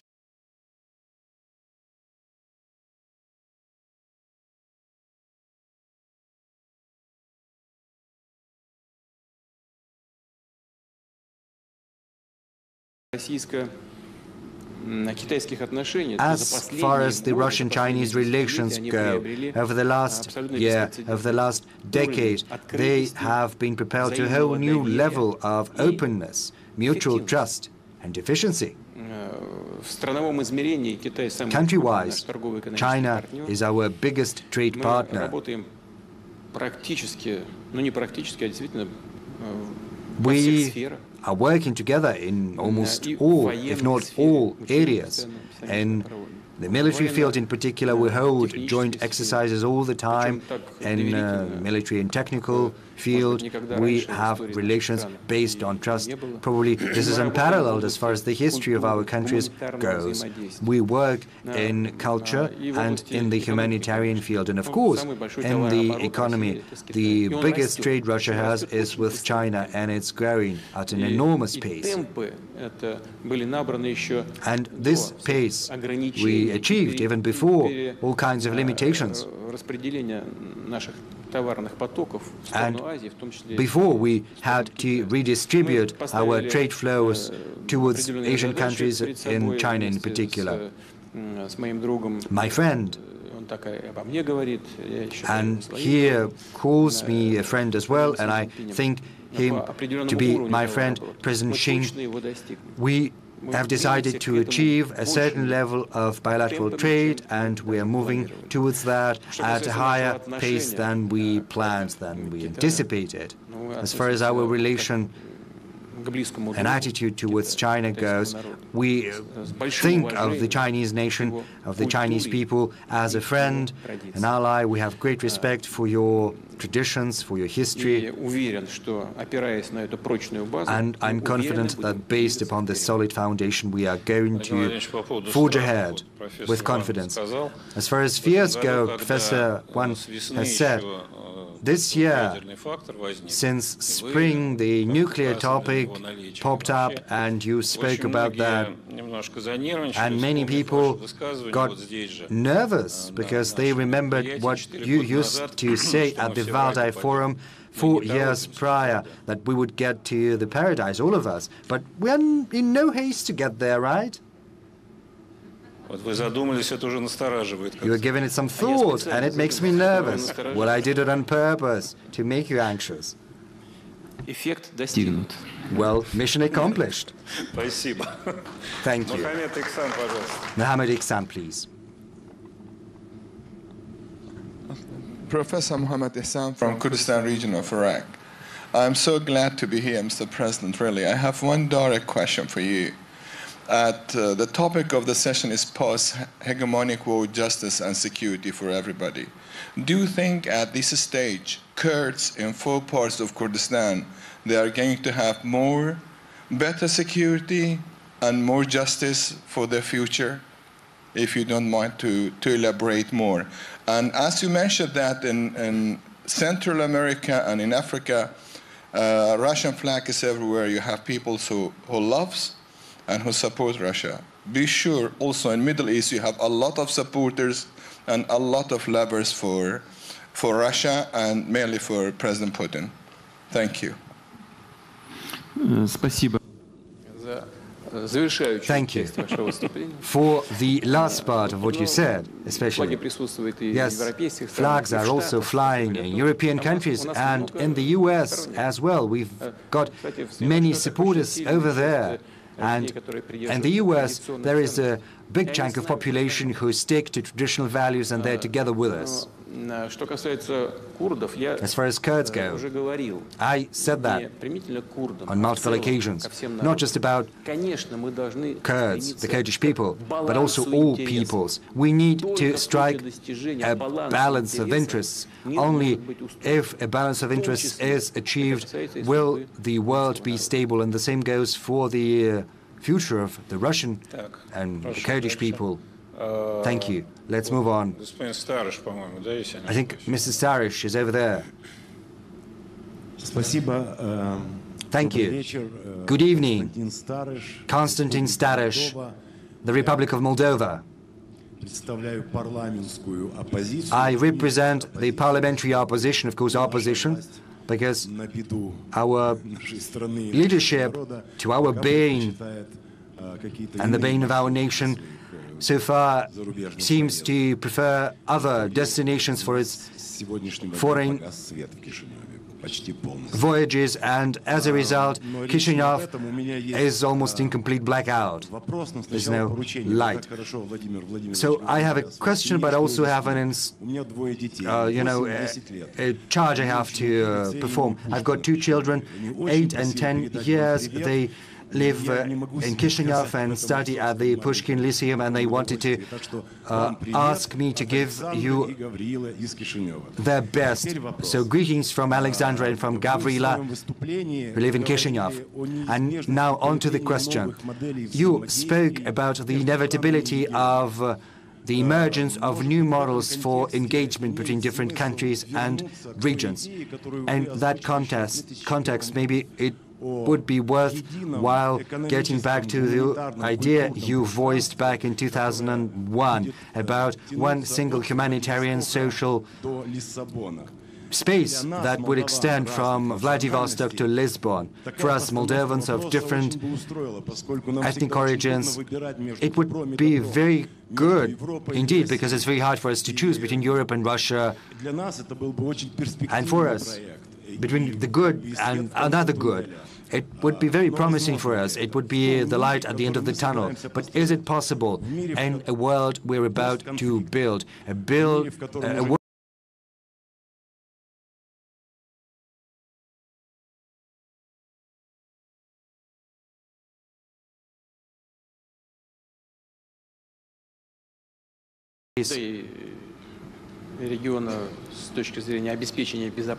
security space to ensure the safety of all those who live in this vast expanse from Vladivostok to Lisbon. Yes, that is possible, because hope persists until the very end. And it was not our idea. It was first an idea of a common space to the Ural, and I transformed this idea of our French counterparts, because the very same culture exists beyond the Ural mountains. Right now the world is seeing these tragic events, very difficult tribulations.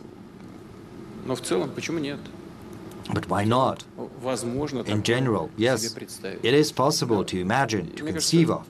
And I think that this way or another, this is going to happen, because as I pointed out, I spoke about Eurasia as a whole in my address, and I referred to the European part of Eurasia as well. But let me get back to what I said in my address. It's important for this European part of Eurasia to get its autonomy back.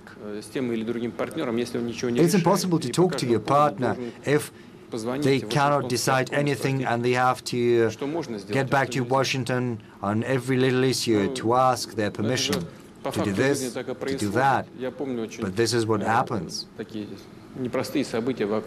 I remember those difficult events around Syria when all of it started. One of the leaders came to me, we had a meeting, we agreed what we were going to do and how we were going to do in detail. And then this leader came to Washington from us, and then he gets back to Paris, and it's all forgotten, as if there had been no agreement with us whatsoever. But there were some agreements, concrete ones too, where we were going to move the fleet, the navy, and we had no objections. We agreed on everything. It's impossible to talk. And there's no point in talking. It's better to give a direct call to Washington instead. I'm not making this up. Of course, Europe protects its interests in economy in particular, but even that, not that well. You know, the gas pipelines were blown up, not ours. There are 5 European companies in Nord Stream 1. And all are keeping mum, as if everything were going according to plan. And they have the audacity to point the finger at us, saying that Russia was the one to have blown its own gas pipelines. But it's absurd. I think Gazprom has published the photos of 2016. There was an explosive device, American-produced probably, that was next to the gas pipeline. They said they had lost it during some military exercises, and lost it in such a way that it turned out to be directly under a gas pipeline.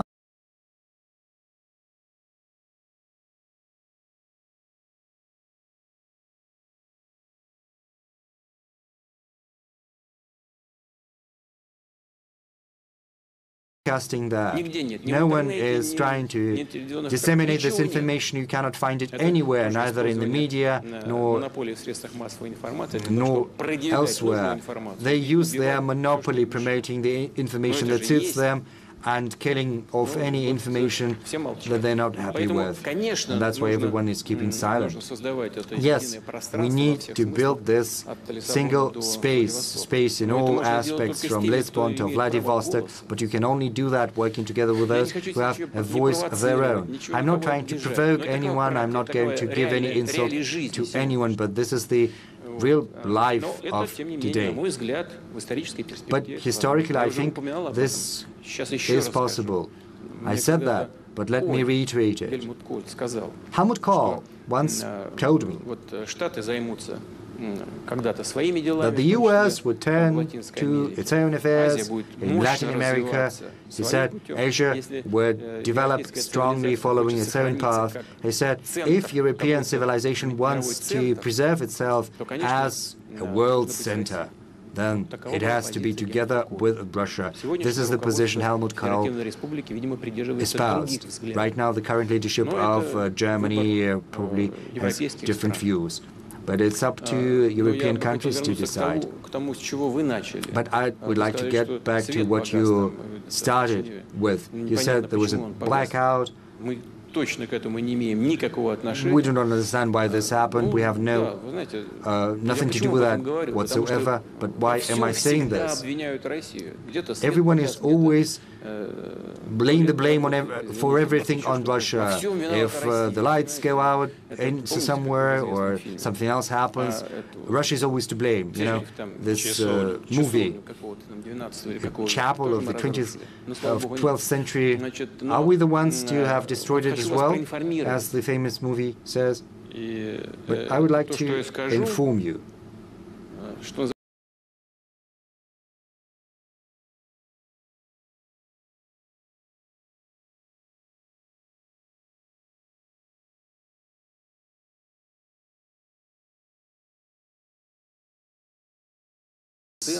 On gas prices, Gazprom decided to choose a fully pragmatic position, a market-based position, in negotiating a contract with Moldova on gas supplies. Moldova did not agree with Gazprom's position. It was insisting on gas price preferences. Gazprom was persevering in its position. Then Mr. Miller came to me, he explained his position to me. He said that his position was the right one. I asked him accommodate the Moldovan requests, taking into account the financial and the economic capabilities of Moldova. I said, yes, maybe this price might be, fair from the market point of view, but it's impossible to sustain. He did not fully agree, but he listened to me, and Gazprom decided to accommodate the government of Moldova, and a contract was entered into based on Moldovan terms, the terms proposed by the Moldovan government. There are many details. I do not want to bore you with those because it's not that interesting. It is related to the current payments, to debts, to some prepayments. But as far as the price parameters go, we fully accommodated Moldova. And of course, payments have to be made. I think it's only logical. So why did it come to this when there's no electricity? I don't know why. Mr. President, you remembered Europe. A couple of months ago, there was a very interesting case. You spoke to President Macron sometime before the launch of the military operation, and it turned out that journalists were sitting in his office, and he was on speaker, and journalists took down every word that was spoken. What do you think about that? Well, I have a negative view of that. I think there are certain formats for interaction between leaders of countries, and these formats have to be adhered to, otherwise the trust will disappear. In general, there's, nothing bad if what we are talking about, if, our assessments make their way to journalists, but you have to warn about that. And you were not warned. No, I was not. Especially if it's a telephone conversation via... As scientists, you know that you sign a... Whatever is published, it should be agreed upon by the two parties. And when President Macron calls you, do ask him if there is anyone in the room with him. Well, I assume that someone is listening on. I see. And the first row, our guest from Indonesia.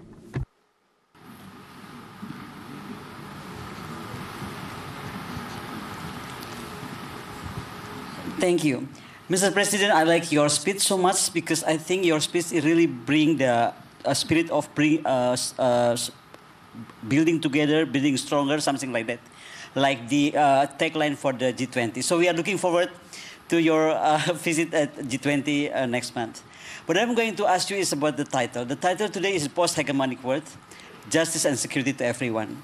I wonder because President Sukarno, our president, in 1955, already said that all these security alliances is dangerous to the world. You are in Security Council, China in Security Council. Do you think you and China can just file this issue of, wipe out NATO, AUKUS, the Quad, of five-power defense arrangement, everything about it together? Is that possible? Number two, your fans in Indonesia is amazing. Everybody said "Ura" all the time. So my second question is, can I have a picture with you later? Thank you. Yes, with great pleasure, with such a beautiful woman, naturally.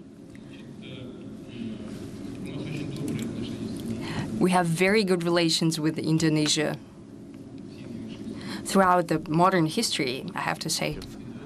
And President Dada, when he calls me, he addresses me saying that I'm his brother, I reciprocate, and we really value the relations we have with Indonesia. I'm grateful to the leadership and president to attend the G20 summit. We will think about how it will be done. Russia will be represented at the high level. Maybe I will travel as well, but I will have to think about it. As for new blocks, establishing new blocks in Asia, I think it is an attempt to bring this failed bloc mindset to Asia from this North Atlantic region, and it is a bad idea. Without any doubt, it is an attempt to be friends with someone against someone else. In this case, to be friends with someone against China. We only do not support that, this attempt to resuscitate that or to restore that in the Pacific region, something that happened before in the Atlantic region. But we believe it's a very dangerous idea.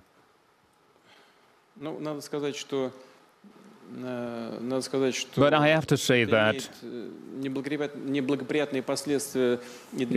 it will have dire consequences for the participants or for the allies of the United States, because we know that they are setting contracts for submarine supply and so on. Nothing has been done yet, but there are negative consequences for the allies of the United States as well. It already happened, and if this practice proceeds, the number of these mistakes and of the problems that will grow, and we have always stood against any such policies. General Sharma wanted to ask you a question, I know that. Please wait the mic. Mr. President, in a post-hegemonic world, what role you expect India to play?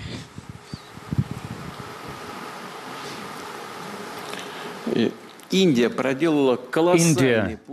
has walked a great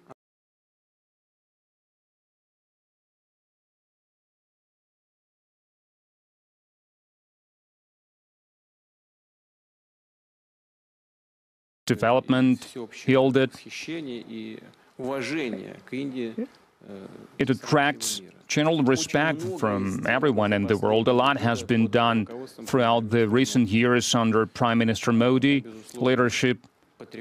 He is a true patriot of his country, and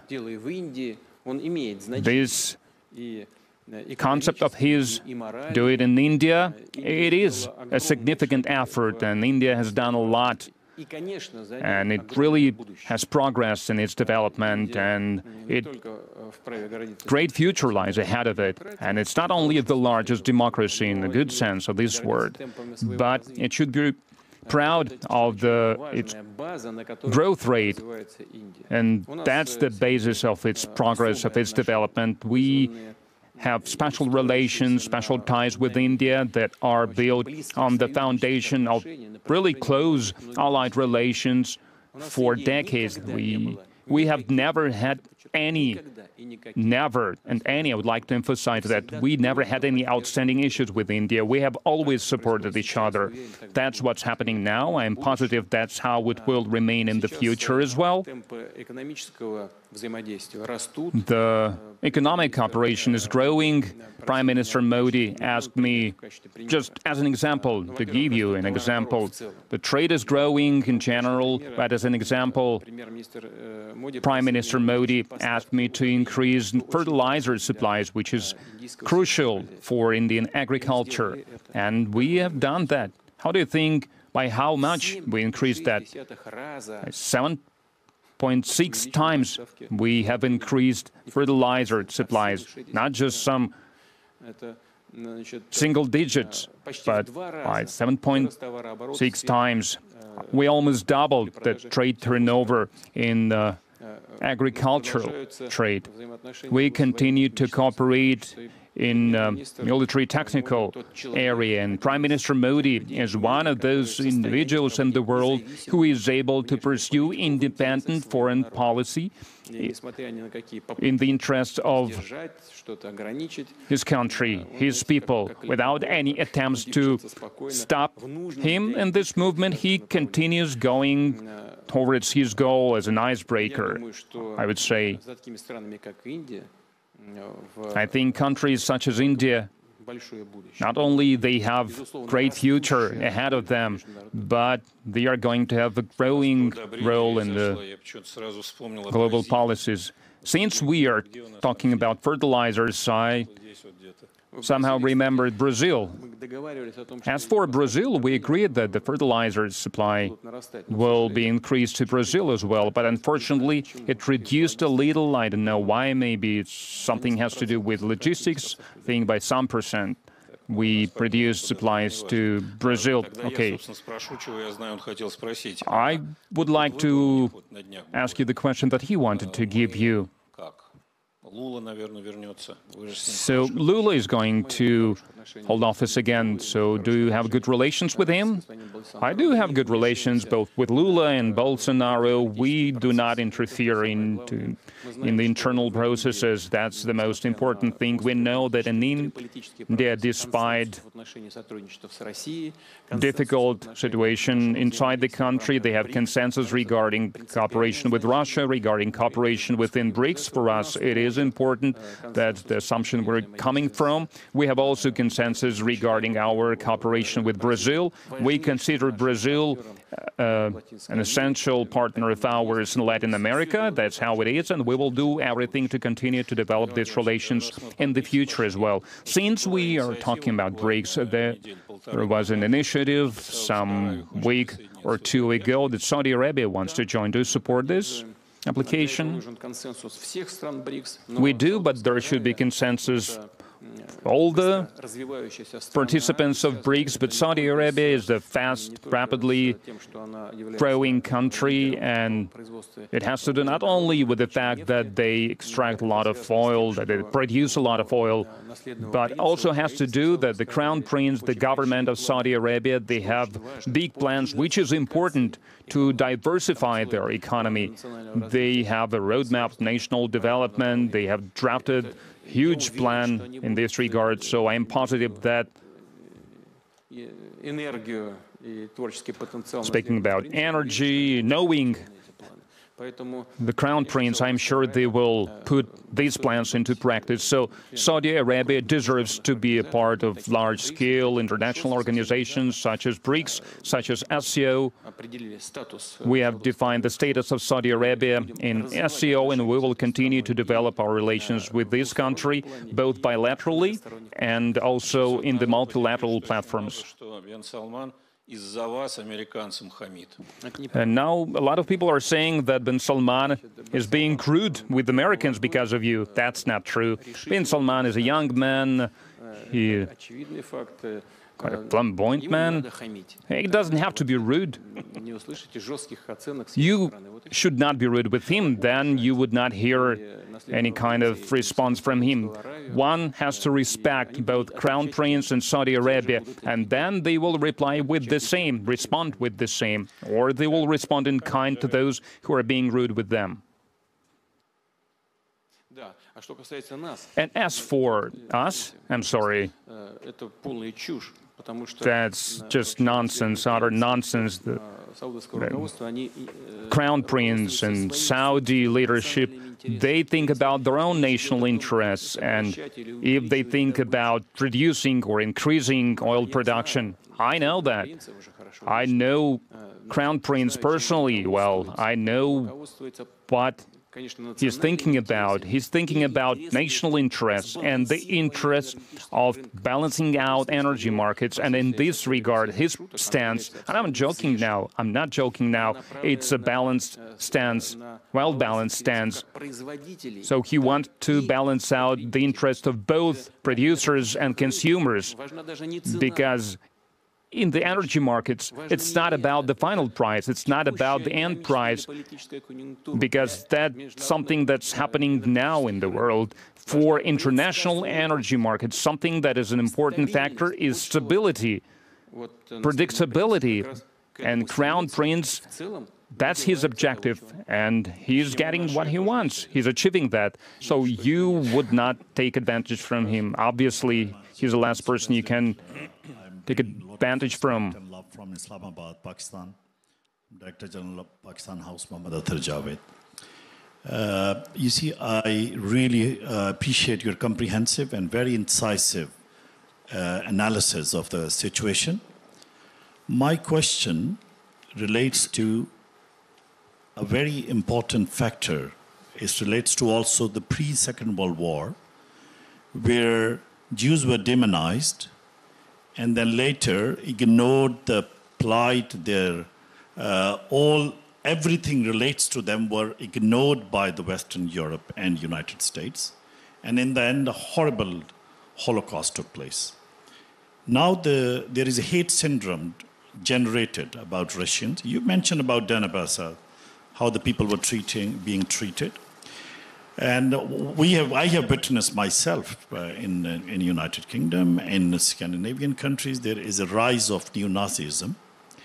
And particularly, myself personally working on the project on this to assess the patterns. And what we are realizing that it is actually serious. Number one, is not being reported like the previous instances in the pre-Second World War. Number two is being like, I would say, like washing away totally. That means there is a need on the part of Russia to protect, as you said, the Russian language issue with the Russians outside Europe, outside Russia, and also to try to implement a counter design against the new Nazis, rise of new Nazis.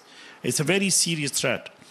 And the last component of this is, in Ukraine, is the recruitment of non-state actors from across different regions are being reported, very credible reports, in order to initiate a full non-state actors brigade to fight the conventional army to weaken the resolve.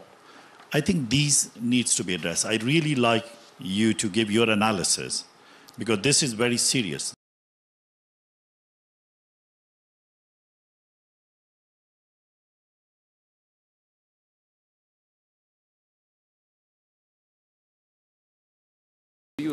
One of the more serious, fundamental issues, or problems rather, on the people who are invested in the future of Ukraine, the so-called Ukrainian nationalists, we see this amalgamation of the nationalist movement and the neo-Nazi movement. They are coming together, becoming one thing. Those people, you wouldn't exactly call them collaborationists or Nazists.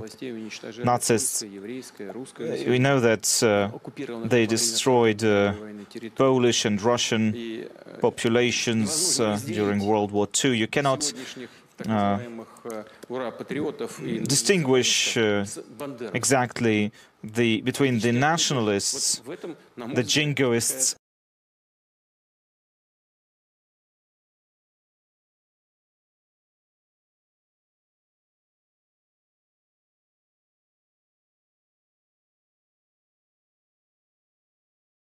and tell them to look at what's happening in the streets of Kiev and other European cities where people carrying swastikas and tiki torches, etc. Look at what's happening. We know that the same thing can also happen in Russia, but we fight that. And over there, their governments are supporting that, and they're hiding it, and they're keeping quiet about it. That's the problem.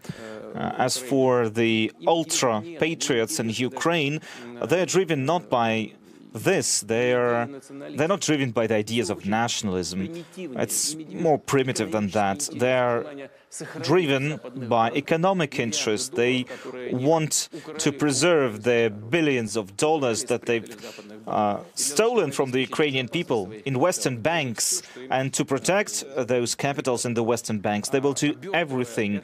They will obey every command of their Western masters.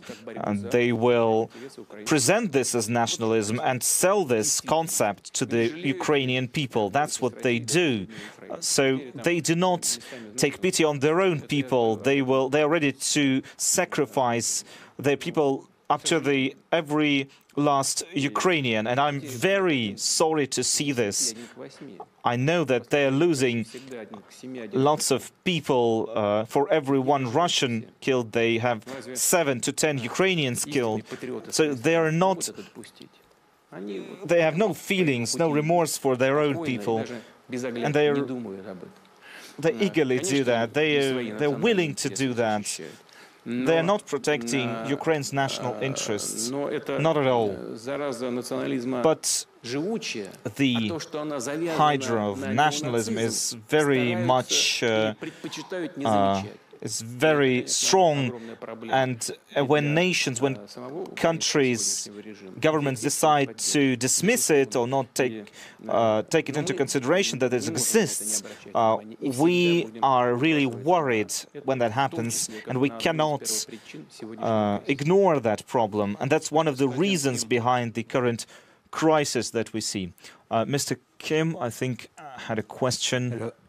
Hello, I am Kim Hong-jong from South Korea.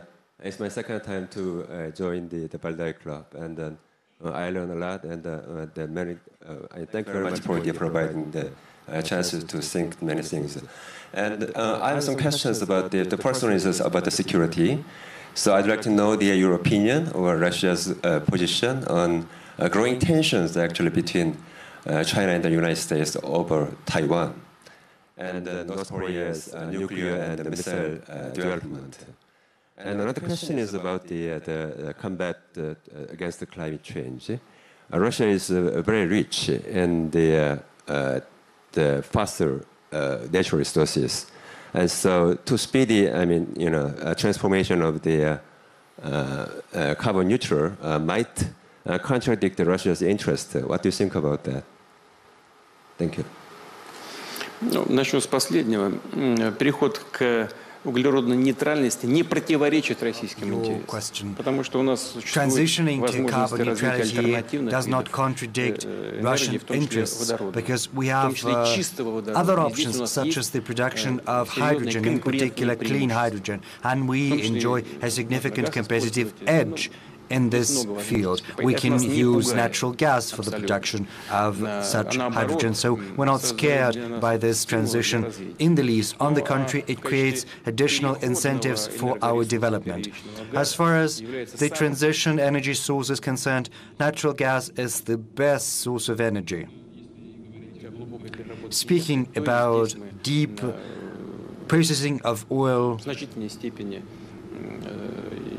here too, we enjoy competitive advantages I've just spoken about. So it's not in conflict with our interests. The only thing in conflict with our interests is a chaos in the energy sector, trying to get ahead of yourself in addressing such issues as green energy or energy security.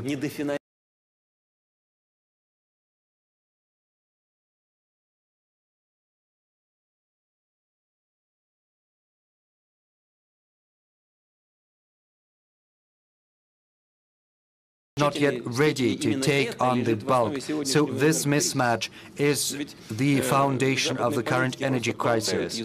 The Western politicians are simply talking the talk, trying to scare their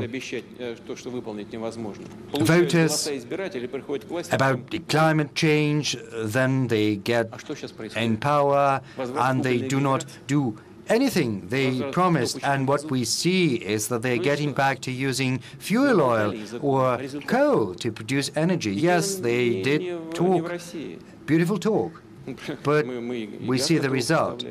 And it's not Russia that is to blame. We are willing to provide our gas. Why refuse it? Even after the pipelines have been blown up, still we have one string that can be used, several hundred thousands of cubic meters can be pumped through this remaining pipeline, but they do not want that. Systemic measures aimed at curbing the development of traditional energy sources have resulted in the current energy crisis. There is no funding, banks provide no loans, and not just in Europe, but also in the US. Banks are reluctant to provide loans. There is no insurance. No land is being allocated for that, for pipelines in particular, and for the transportation. And it's been going on like this for years. A significant underfunding of traditional sources of energy. Hence the result. Yes, the US is allocating some of its oil reserves for the current purposes, but sooner or later they will have to be replenished, and experts understand that. Today they are taking out of their strategic reserves. Tomorrow they will have to replenish them to supply. They say that they are going to replenish them once the prices go down, but so far they stay very high. So willy-nilly they will have to buy at high prices, and we've got nothing to do that. To blame for that are the systemic errors committed by those who were supposed to care for this sector. Now, as for North Korea and Taiwan, Taiwan indubitably is an inherent part of the People's Republic of China, and this is the position we've always adhered to. It remains unchanged. All provocative gestures, such as the visits to Taiwan by the US highest dignitaries, are seen in Russia as nothing but a provocation. Why do that? Honestly, I cannot answer that. You know, I've known many of you for many years, and we speak the same language. But let's speak as if we're one family, in plain terms. You see this strategy in Ukraine. The whole West has pounced on us, trying to bring down our economy, funneling millions of dollars in arms in Ukraine, fighting Russia. So why sour their relations with China at the same time? Are they mad or what? It's against all common sense. Why did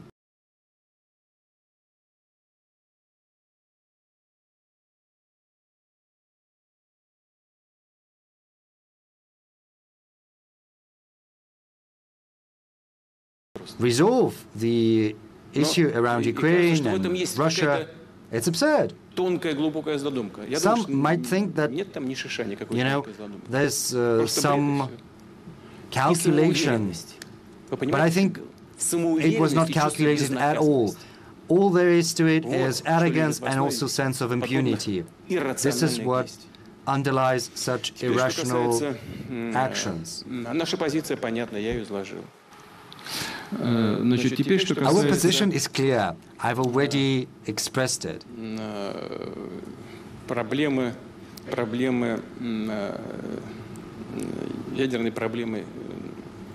Now let me turn to the nuclear issue of the DPRK. I think this issue is also due to the reluctance to talk due to such blatant disregard of the DPRK's interests. You know, at a certain point in time, the agreement was all but reached, and the North Korean leadership was basically given its agreement to the proposals put forth by the US on resolving this matter, and in particular the nuclear component. But at the 11th hour, the US revisited its position, making the DPRK pull back from the agreement that had been achieved. And the US had to slap additional sanctions and additional restrictions in finance, even though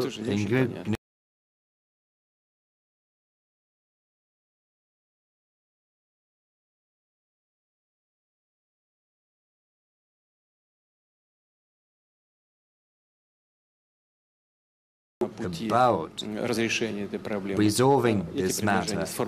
These proposals have been formulated in two documents we have put forth. Everyone is well aware of that, and we will stick to this jointly agreed position.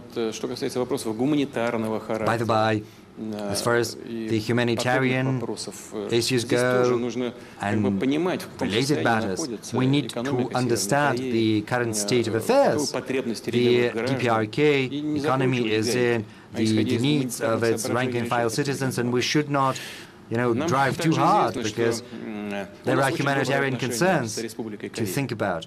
We have very good relations with the Republic of Korea, and we always enjoyed the benefit of having dialogue both with the DPRK and with the Republic of Korea. Right now we know that the Republic of Korea has decided to supply weapons and arms to Ukraine. This is going to destroy our relations. What would Republic of Korea think if we resumed our military cooperation with the DPRK? Would you be happy? I would like you to think about that. Mr. President, since you have said that it's a family gathering, through Poland. Yes, you said that it's kind of a family affair. So could you please reveal to the family something? There was a lot of speculation, in February you were in China, you met with President Xi. Did you warn him of your plans? No, I did not. Didn't he later said he was offended by that? Well, the leader of China does not express any offenses like that. He is his own person, and we do not need to inform anyone, because we are a sovereign country, just like the People's Republic of China. China sees full well how important an issue it is to Russia that NATO is trying to move its military infrastructure closer to its borders. China has seen what's been happening in the Donbass for the last 8 years, and China is fully capable of assessing the causes and the consequences of the coup d'etat that occurred in Ukraine in 2014. Of course, China and its leadership are championing well-balanced, pragmatic solutions. They are in favor of a peaceful resolution of the current Ukrainian crisis, and we fully respect that. Well, then Nelson Wong, please. Yes, is over there. Thank you. I'm Nelson Wong from Shanghai, China. It's a real honor, Mr. President. In your remarks, you mentioned that the rule-based order that was often used and that is still being used by the West, they come from nowhere, which is actually quite true, and this is also discussed quite frequently over the past 4 days in our discussions. So my question to you, Mr. President, is that looking forward, we are actually moving into a time without superpower, which was the topic of the first day of this year's discussion. So, since the US, as the only superpower, is losing its control, and we're moving into a new era, this is not only the beginning of the end of the US superpower, but already we are in the process. So, in a new phase, I believe we also need to have some rules. So if we are ever going to have any rules, what, in your opinion, Mr. President, are the most important? Of course, it's not there yet, but for argument's sake, what would you think would be the most important when it comes to setting up a new set of rules? Thank you. Почему же таких правил нет? Well, such rules already exist, and they are enshrined in the UN Charter. And these rules are called international law. The only thing left to do is for everyone to stick to these rules and to give them one and the same interpretation. Renouncing these rules or modernizing those rules, overhauling them, well, it's only possible once we have prepared the necessary foundation for our relations based upon some other principles. The UN Charter enshrined the balance of powers attained after the Second World War. Of course, since then, the world has evolved drastically. It's changed. We have such new giants as China, India, Indonesia, with a very big population. There are many big countries in Africa, countries with a population of more than 200 million people, and there are also big countries in Latin America. Accordingly, international legal norms have to follow these changes, and the relationships between countries should be regulated based upon the balance of power we see in reality. But this has to be a cautious, prudent, calm process based upon clear-cut principles, not just rules someone has come up with. I said that during my address. Who wrote and read those rules?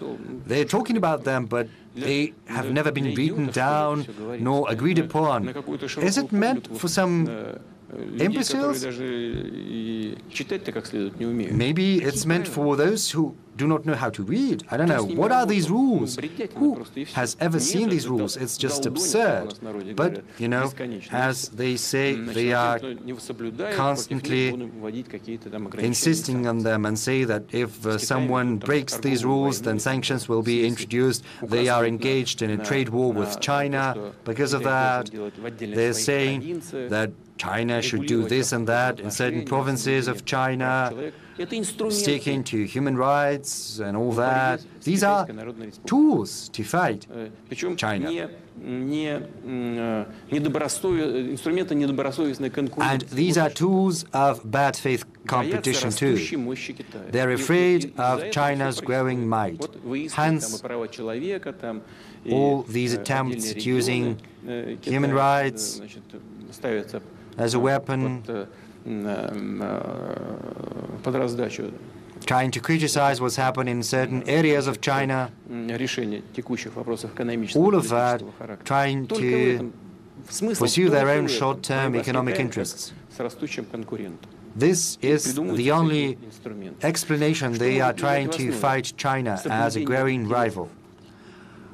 What should underlie our relations is respect for the interests of one another, openness, and, as a common rule, legal norms that should be interpreted and applied by all members of the international community in the uniform fashion. We need to strike this balance of interests. We have to rebuild it, and then we should stick to these norms.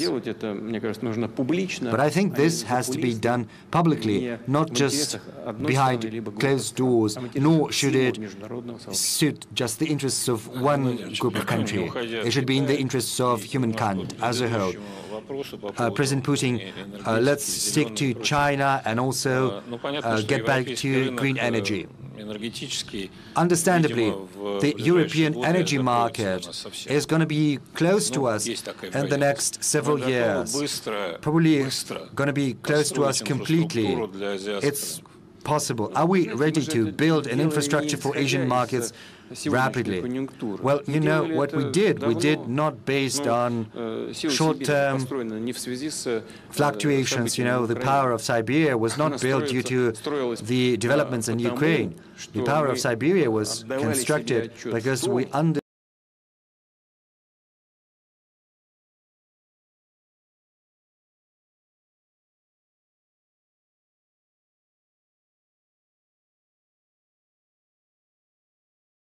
India about different modes of supplying our energy resources to India. We're also going to talk to other countries. We're also going to talk about LNG. You know, our share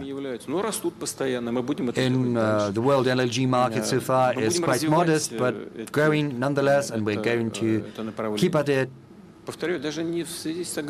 And let me say that what we're doing is not due to the current developments. These are just general trends. In PPP terms, the economy of China is bigger than the US economy. It's a fact. And the needs of China are growing.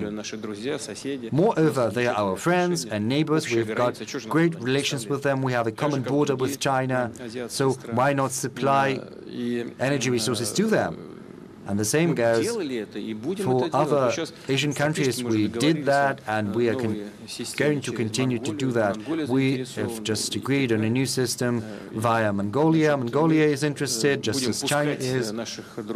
We are going to allow our friends and partners to our mining capacities as we used to do with Europeans and Americans. If they want to pull out from our market, let them. There are others who take their place. Whether that's good for them, well, I think it's bad for them. They are pulling out from our market, suffering losses, but whoever wants to enter our market, we welcome them. We're open to cooperation, and this process is going to continue. Are we ready for that? Yes, we've been ready for many years, and this process will continue. I see no barrier we cannot overcome. There is no issue we cannot resolve. Colleagues, there in the back, there are two hands. Yes. Alexei Dermant, Minsk, Belarus.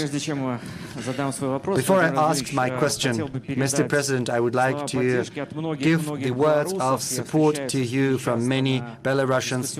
I meet with them on many discussion platforms. We discuss Ukraine in particular and the current developments. To you and to Russia, who is fighting Nazism in Ukraine, I would like to express my ardent support. My question is as follows.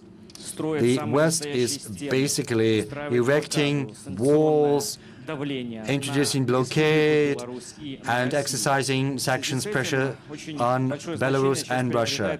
Due to that, of particular importance is the new North-South corridor. It's important financially and logistically, and it's important to fill it with concrete projects, bringing together both Belarus and Russia. But don't you think that now that the Asia is on the rise and the East is on the rise, we have not just to develop the material infrastructure, we should also pay greater attention to the cultural and humanitarian component to make sure that our ideas and values coincide with the Asian countries, Eastern countries.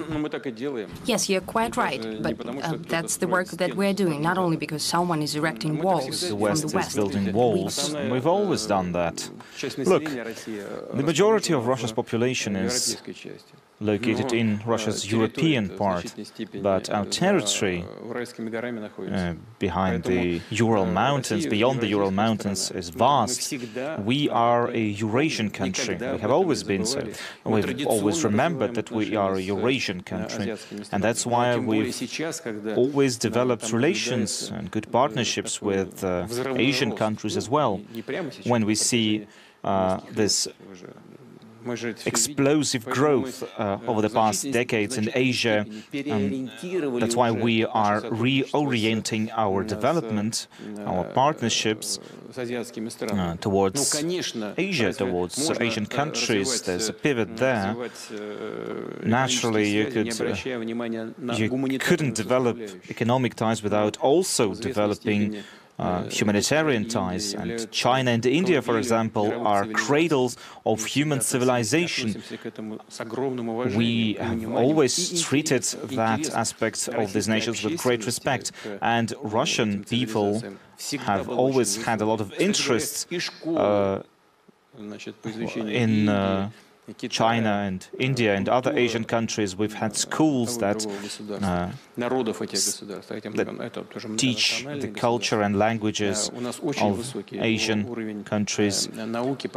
There's a lot of scientific and technological cooperation on that track. So that's always have been quite useful for us, and we will continue to do so.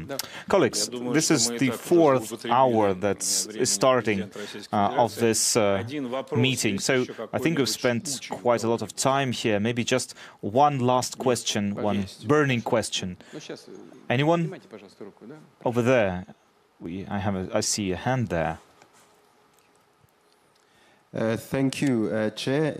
Pilani Mthembu from South Africa, the Institute for Global Dialogue.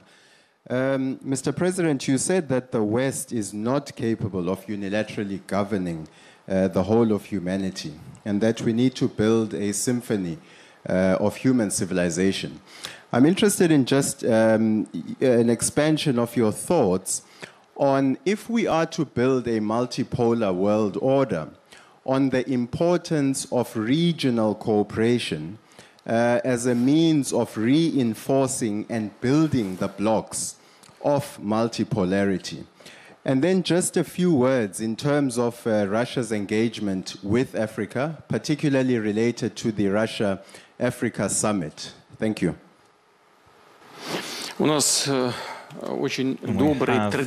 Very good. Historically, we've had very good relations with Africa, including South Africa, ever since Africa's fight against neo-colonialism and colonialism. These unique relations have formed over the years when the Soviet Union supported African countries in their struggle for freedom. This foundation of our relations that have been formed over those decades must be used in present time to help form our new ties with African nations, including South Africa, which, as everyone knows, is an active and a good partner of Russia's, and we know the great potential that your country holds, the great potential that, and the great future that the African continent overall has. We will continue to build better ties with Africa. Some we have traditional ties with, some we are only just building relations at this moment. But as to your question, I think I have responded to it. I think I've answered your question, but I wouldn't want to go into the details right now, but we need to strike a balance in our relations, because this is impossible right now, as we're living in a hegemony when one country dominates the rest of humanity. These hegemons will have to take into account the interests and actions and wills of everyone else, of all other nations. Everyone wants to support African nations on paper. Everyone pays lip service to African development and aiding Africa, but what is actually being done? Look at the way that currencies like dollars, or the dollar or the euro are being used. Do we see any practical results? We see billions of dollars and euros being printed. They're not going to Africa, no. Countries that used to be exporters are now becoming importers. They are buying food resources. That's what financial monopoly results in. That in turn led to a deficit in food. Also, last year, the yields were worse, and the pandemic also had an effect, so many countries started buying food and stocking up on food. That's why prices went up. And who suffers because of that? Well, Africa does. Also, Latin America, South Africa suffers from that. But do the people who made this happen think about you? No, they do not. They do not care. They do not care about the consequences of their actions, about the consequences for African nations. The same is happening in the fertilizers markets. I've already covered that, but let me repeat myself. How could they make that decision to remove the restrictions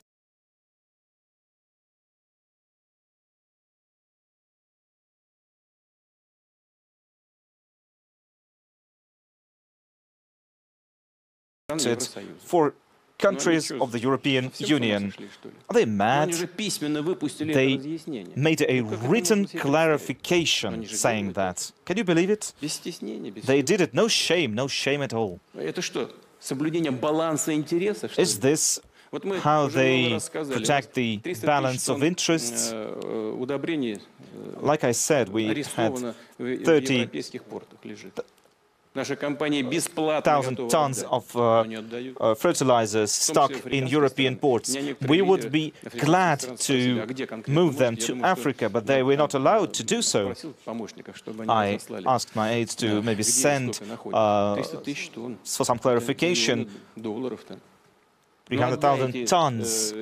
So these are millions of dollars worth of food. Why can't we give that to African countries? No, they're not allowing us to do that. We said we will give it out for free. Just give that money, give those resources to developing countries. All you're doing, all Europe, the West is doing, is driving up prices, making people suffer. Is that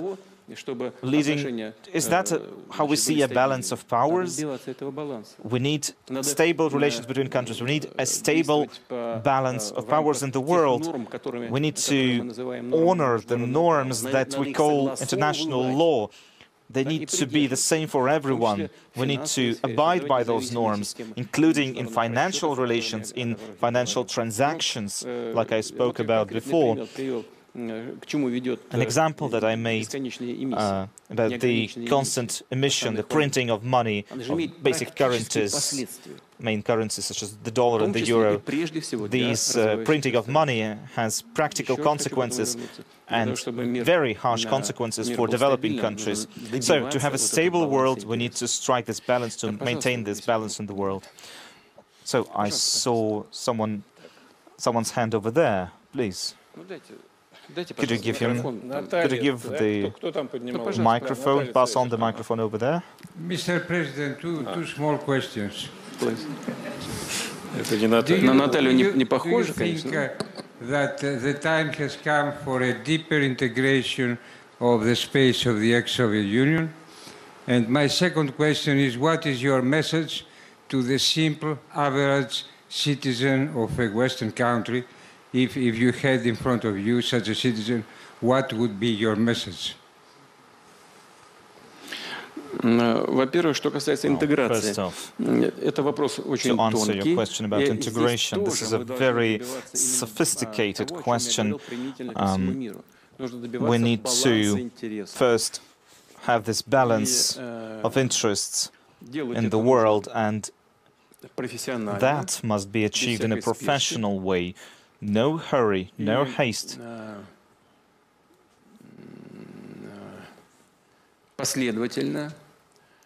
We have to be consistent, and we do have some plans as part of the Eurasian Economic Union. For example,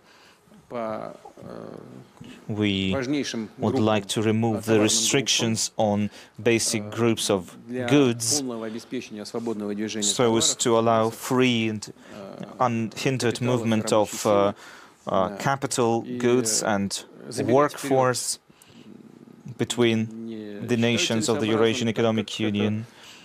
I wouldn't want to look too far into the future, because if we remember, the EU at some point included countries that were below its standard economically and didn't know what to do with those when they could no longer use their instruments to regulate inflation, etc. Recall the situation in Greece and in a number of other countries that Europe has to deal with. So I wouldn't like to make the same mistakes, but we need to go on and carry out the plans that we have, and we will certainly do so, considering and taking into account the interests of every and each participant, every and each member state. As for my message to an ordinary citizen of a Western country, of the United States maybe, or some European country, let me say the most important thing: fight for bigger salaries. That's one thing. Second, do not believe when they say that Russia is your enemy, that it is your adversary. Russia is your friend. For decades, we've done everything, and we will continue to do so in the future, to build our relations, to make them stronger. In fact, there's a joke that comes to mind. I recently told it to my colleagues. So a friend of mine from Germany told me that joke recently. So there's a family. So the father asks, or rather, the son is asking his father, "Father, why is it so cold here?" "Well, son, because Russia invaded Ukraine."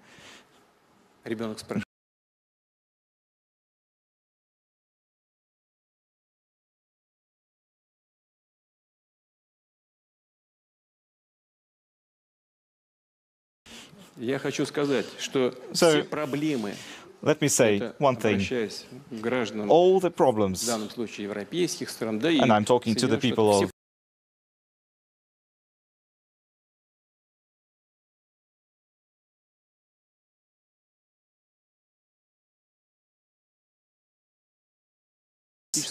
and missteps of your leadership when it comes to energy security, food security, monetary policy that led to greater inflation and a deficit in energy resources.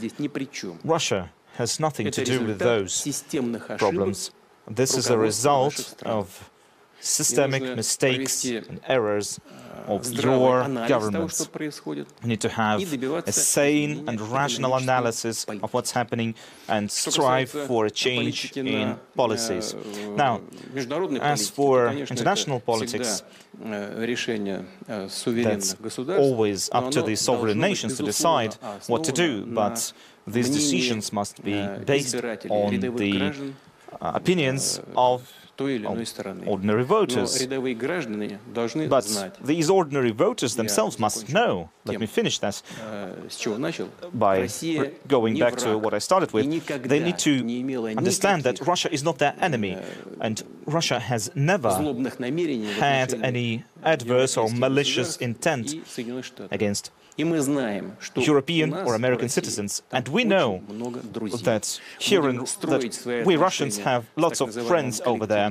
We will continue to build relations with the collective West by building on these friends that we have in those countries.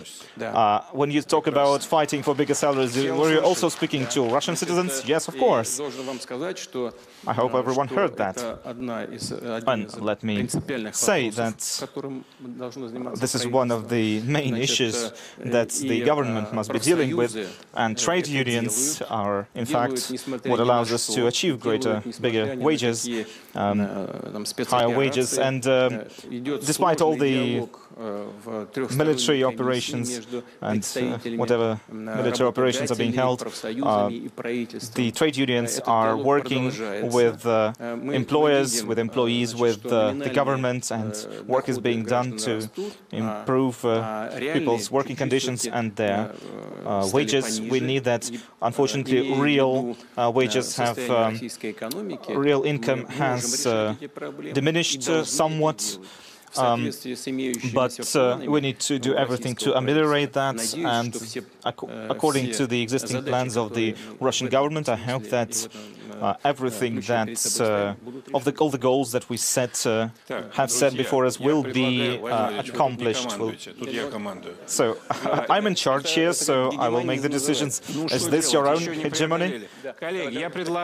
Colleagues, please, let's go to short, quick round of questions. Please. Mr. President, good afternoon. Natalia Caesar. For 15 years, I have been working in developing international relations, and as a person who builds bridges, I like to look into the future. And clearly we are facing a new historical period, and when this when this era is over, we will need to build new organizations, new bodies for international cooperation. And what I'm concerned about are the nations that have no voice or little to no voice in the matter. What do you see as the basis for the parity between nations? What instruments, what mechanisms, what persons are required to build these ties, to find new allies, and have a system where everything is reliable, and maybe we should build some other ways of international cooperation. Well, your question is very broad, or rather you expressed your position. Well, overall, I think I've answered your question already. We can and must focus on cooperating and engaging in partnerships with countries that are sovereign in making their decisions. That's one thing. And secondly, we need to fight for achieving consensus in decision-making. And we need to have, like I said, a balance of interests. And when it comes to international organizations, of course, the UN still holds a priority position. So, another question? Mr. President, I come from Canada, a NATO country, whose future Prime Minister's grandfather was a banderista. We've heard the worldwide opposition to the stance of NATO and the many voices that exist in the global south.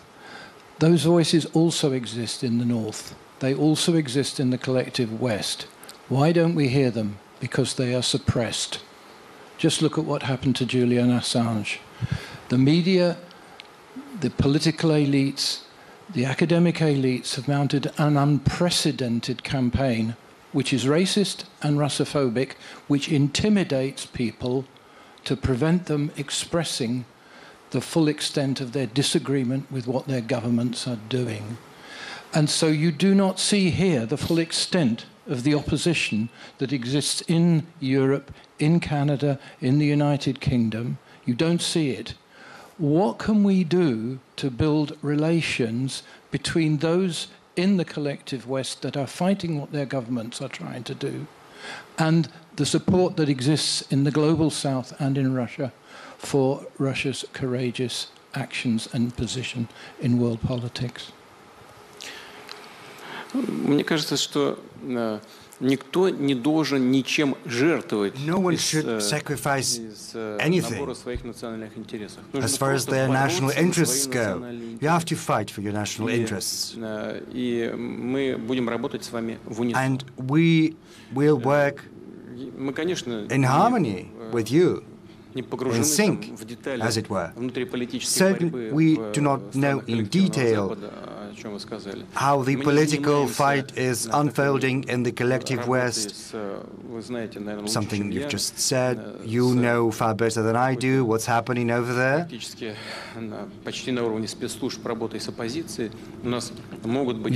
know that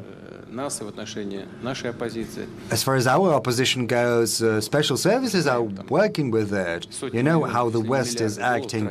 Hundreds of millions of dollars, if not billions of dollars, are spent via different channels to support opposition in our country. They're coming up with different ways of sending these resources over, and we find it hard to keep track and keep up. But we're not doing anything like that. But be that as it may, as I said in my speech, our very position on the fundamental issues of development, of international relations in particular, of development of society, we believe this position is attractive to a large number of people, not just in the West, but across the world.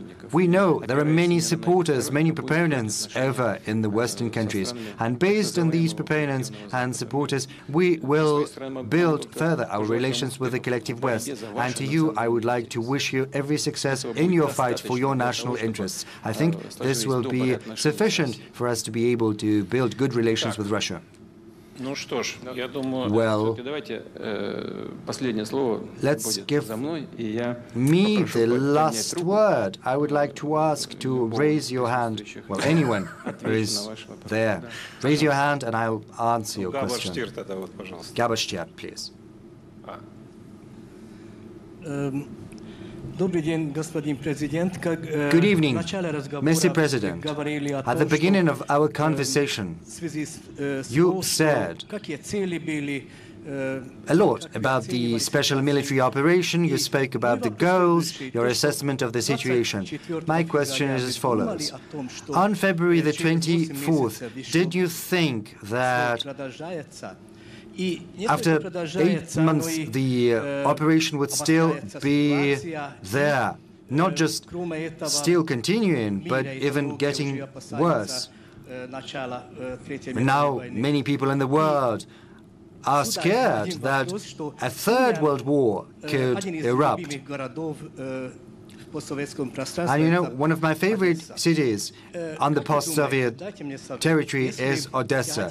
Give me a piece of advice. If I want to go there, say next summer, or maybe in 2 years, well, do not tarry. Go there as soon as possible. Oh, that's a joke. Okay. In 2 years, maybe. And what visa should I apply for? Ukrainian or Russian? If I want to go there. You know, Odessa is truly one of the world's most beautiful cities, as is known.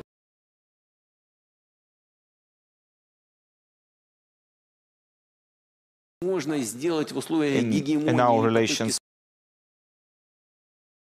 reluctant, you know, to bring down the monument to the founder of the city. Odessa can be an apple of discord, or it can be a symbol of conflict resolution. it can serve as a symbol of a solution that can be found to everything that is currently unfolding. But it's not up to us. On many occasions we said that we are open to negotiations. And when I spoke at the Kremlin just some time ago, I said that publicly once again. But the current leaders of the Kiev regime have decided not to pursue talks with Russia.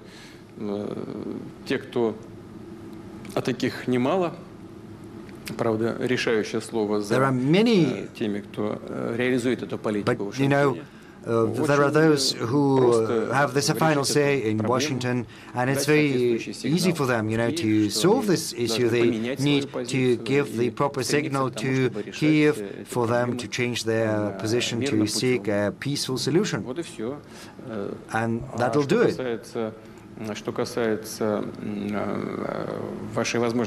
As for your possible voyage to Odessa, jokes aside, I recommend you should go there. It's a good, beautiful city with beautiful traditions and history. It's worth seeing and admiring. Well, when I last was in Odessa, it didn't give me the best impression. You know, the utility sector back then was in disarray. You could see it, judging by the facades of the buildings. It was better at the center, but should you take a step outside the center, it was not as presentable, but still, Odessa is worth looking at. And the last question, yeah. Carlos Ron, Venezuela, we cannot do without it. Well, we would like to give the last question to someone from Russia. Mr. President, well, greetings from Venezuela and from President Nicolás Maduro, your friend. You know, right now, about 30% of countries around the world are under some kind of illegal sanctions from the United States. You mentioned defending the principles enshrined in the United Nations Charter. Last month, the group of Friends in Defense of the Charter met in New York, and one of the issues they addressed was contributing to create a zone free of illegal sanctions where business can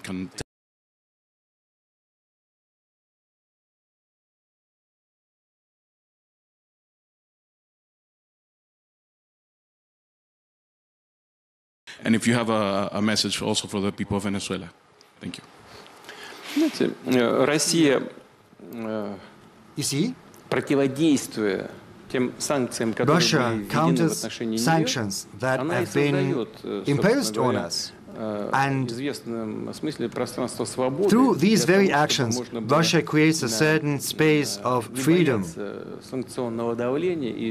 to free you of fear of sanctions pressure, to make it possible to develop ties between different regions and different countries. No specific decisions are required in that regard. The very example we give, I think, is very instructive. A colleague of yours has just asked me what signal we can send to the citizens of the West. I told him about these signals, and I also spoke about the errors committed by the leadership of the West in the global economy and global finance, in energy, in food. A testimony to that.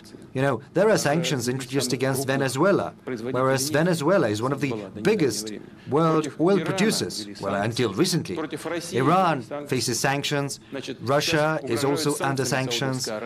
There is a threat of sanctions against Saudi Arabia currently.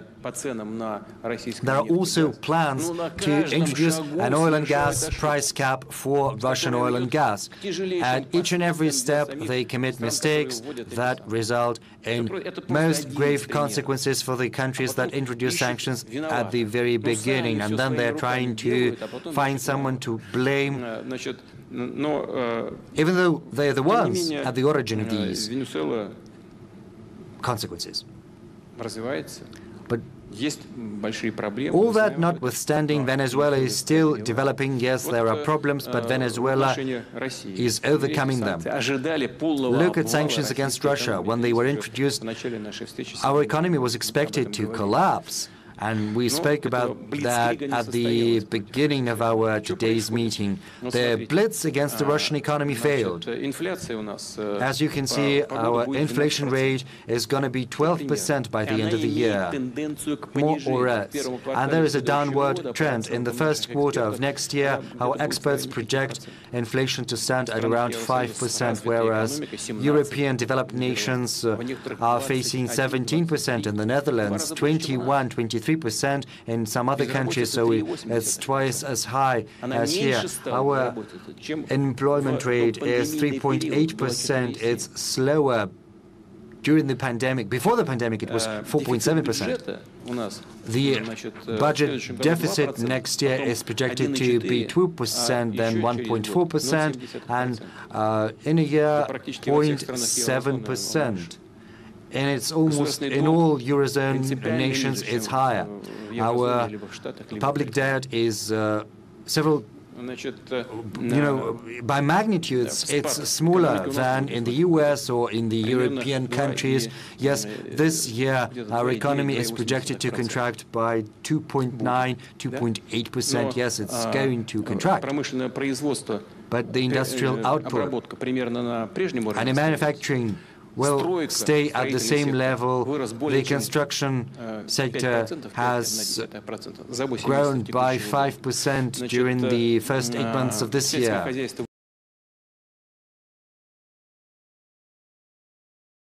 Of lending both to the corporate sector and to consumers. We are witnessing a growth in lending. It's true, there are some issues due to an outflow of money from the banks due to the events you're well aware of, but right now the money is getting back because rather than keep money in a box at home, losing it due to inflation, it's better to put the money in the bank because our banking system is highly resilient, so the lending rates are going up. You asked me what Russia can do to create conditions to be free of these sanctions, to develop steadily. I think it's a good example. We have to band the efforts together. The efforts of those who are all interested in that. We need to achieve agreement and a balance of interest, as I have pointed out on many occasions, and then success will be ours. And I think, we can end. We can wrap it up at last. Mr. President, at the outset I said we were expecting you with impatience, and I think we're leaving here satisfied. It'll give us a lot to think about. I sit in this chair and I think impressions can differ, but I think this is one of our most successful discussions given the range of topics and the overall ambience. A huge thank you, and we're already impatient to see you next year. I would like to say thank you to our moderator, and I would like to thank all of you for the interest you are showing in the relations with Russia. I refer to our foreign guests, and as far as all the experts of the Valdai Discussion Club are concerned, I would like to say thank you for working on this platform. Indubitably, you make a great contribution, tangible contribution to the brainstorms that are in such great demand to take decisions at the practical level. A huge thank you to all of you. Well, welcome back. And for those of you just joining us, you're watching RT International, and we've been listening in live to the final day of the Valdai Discussion Club, which has been taking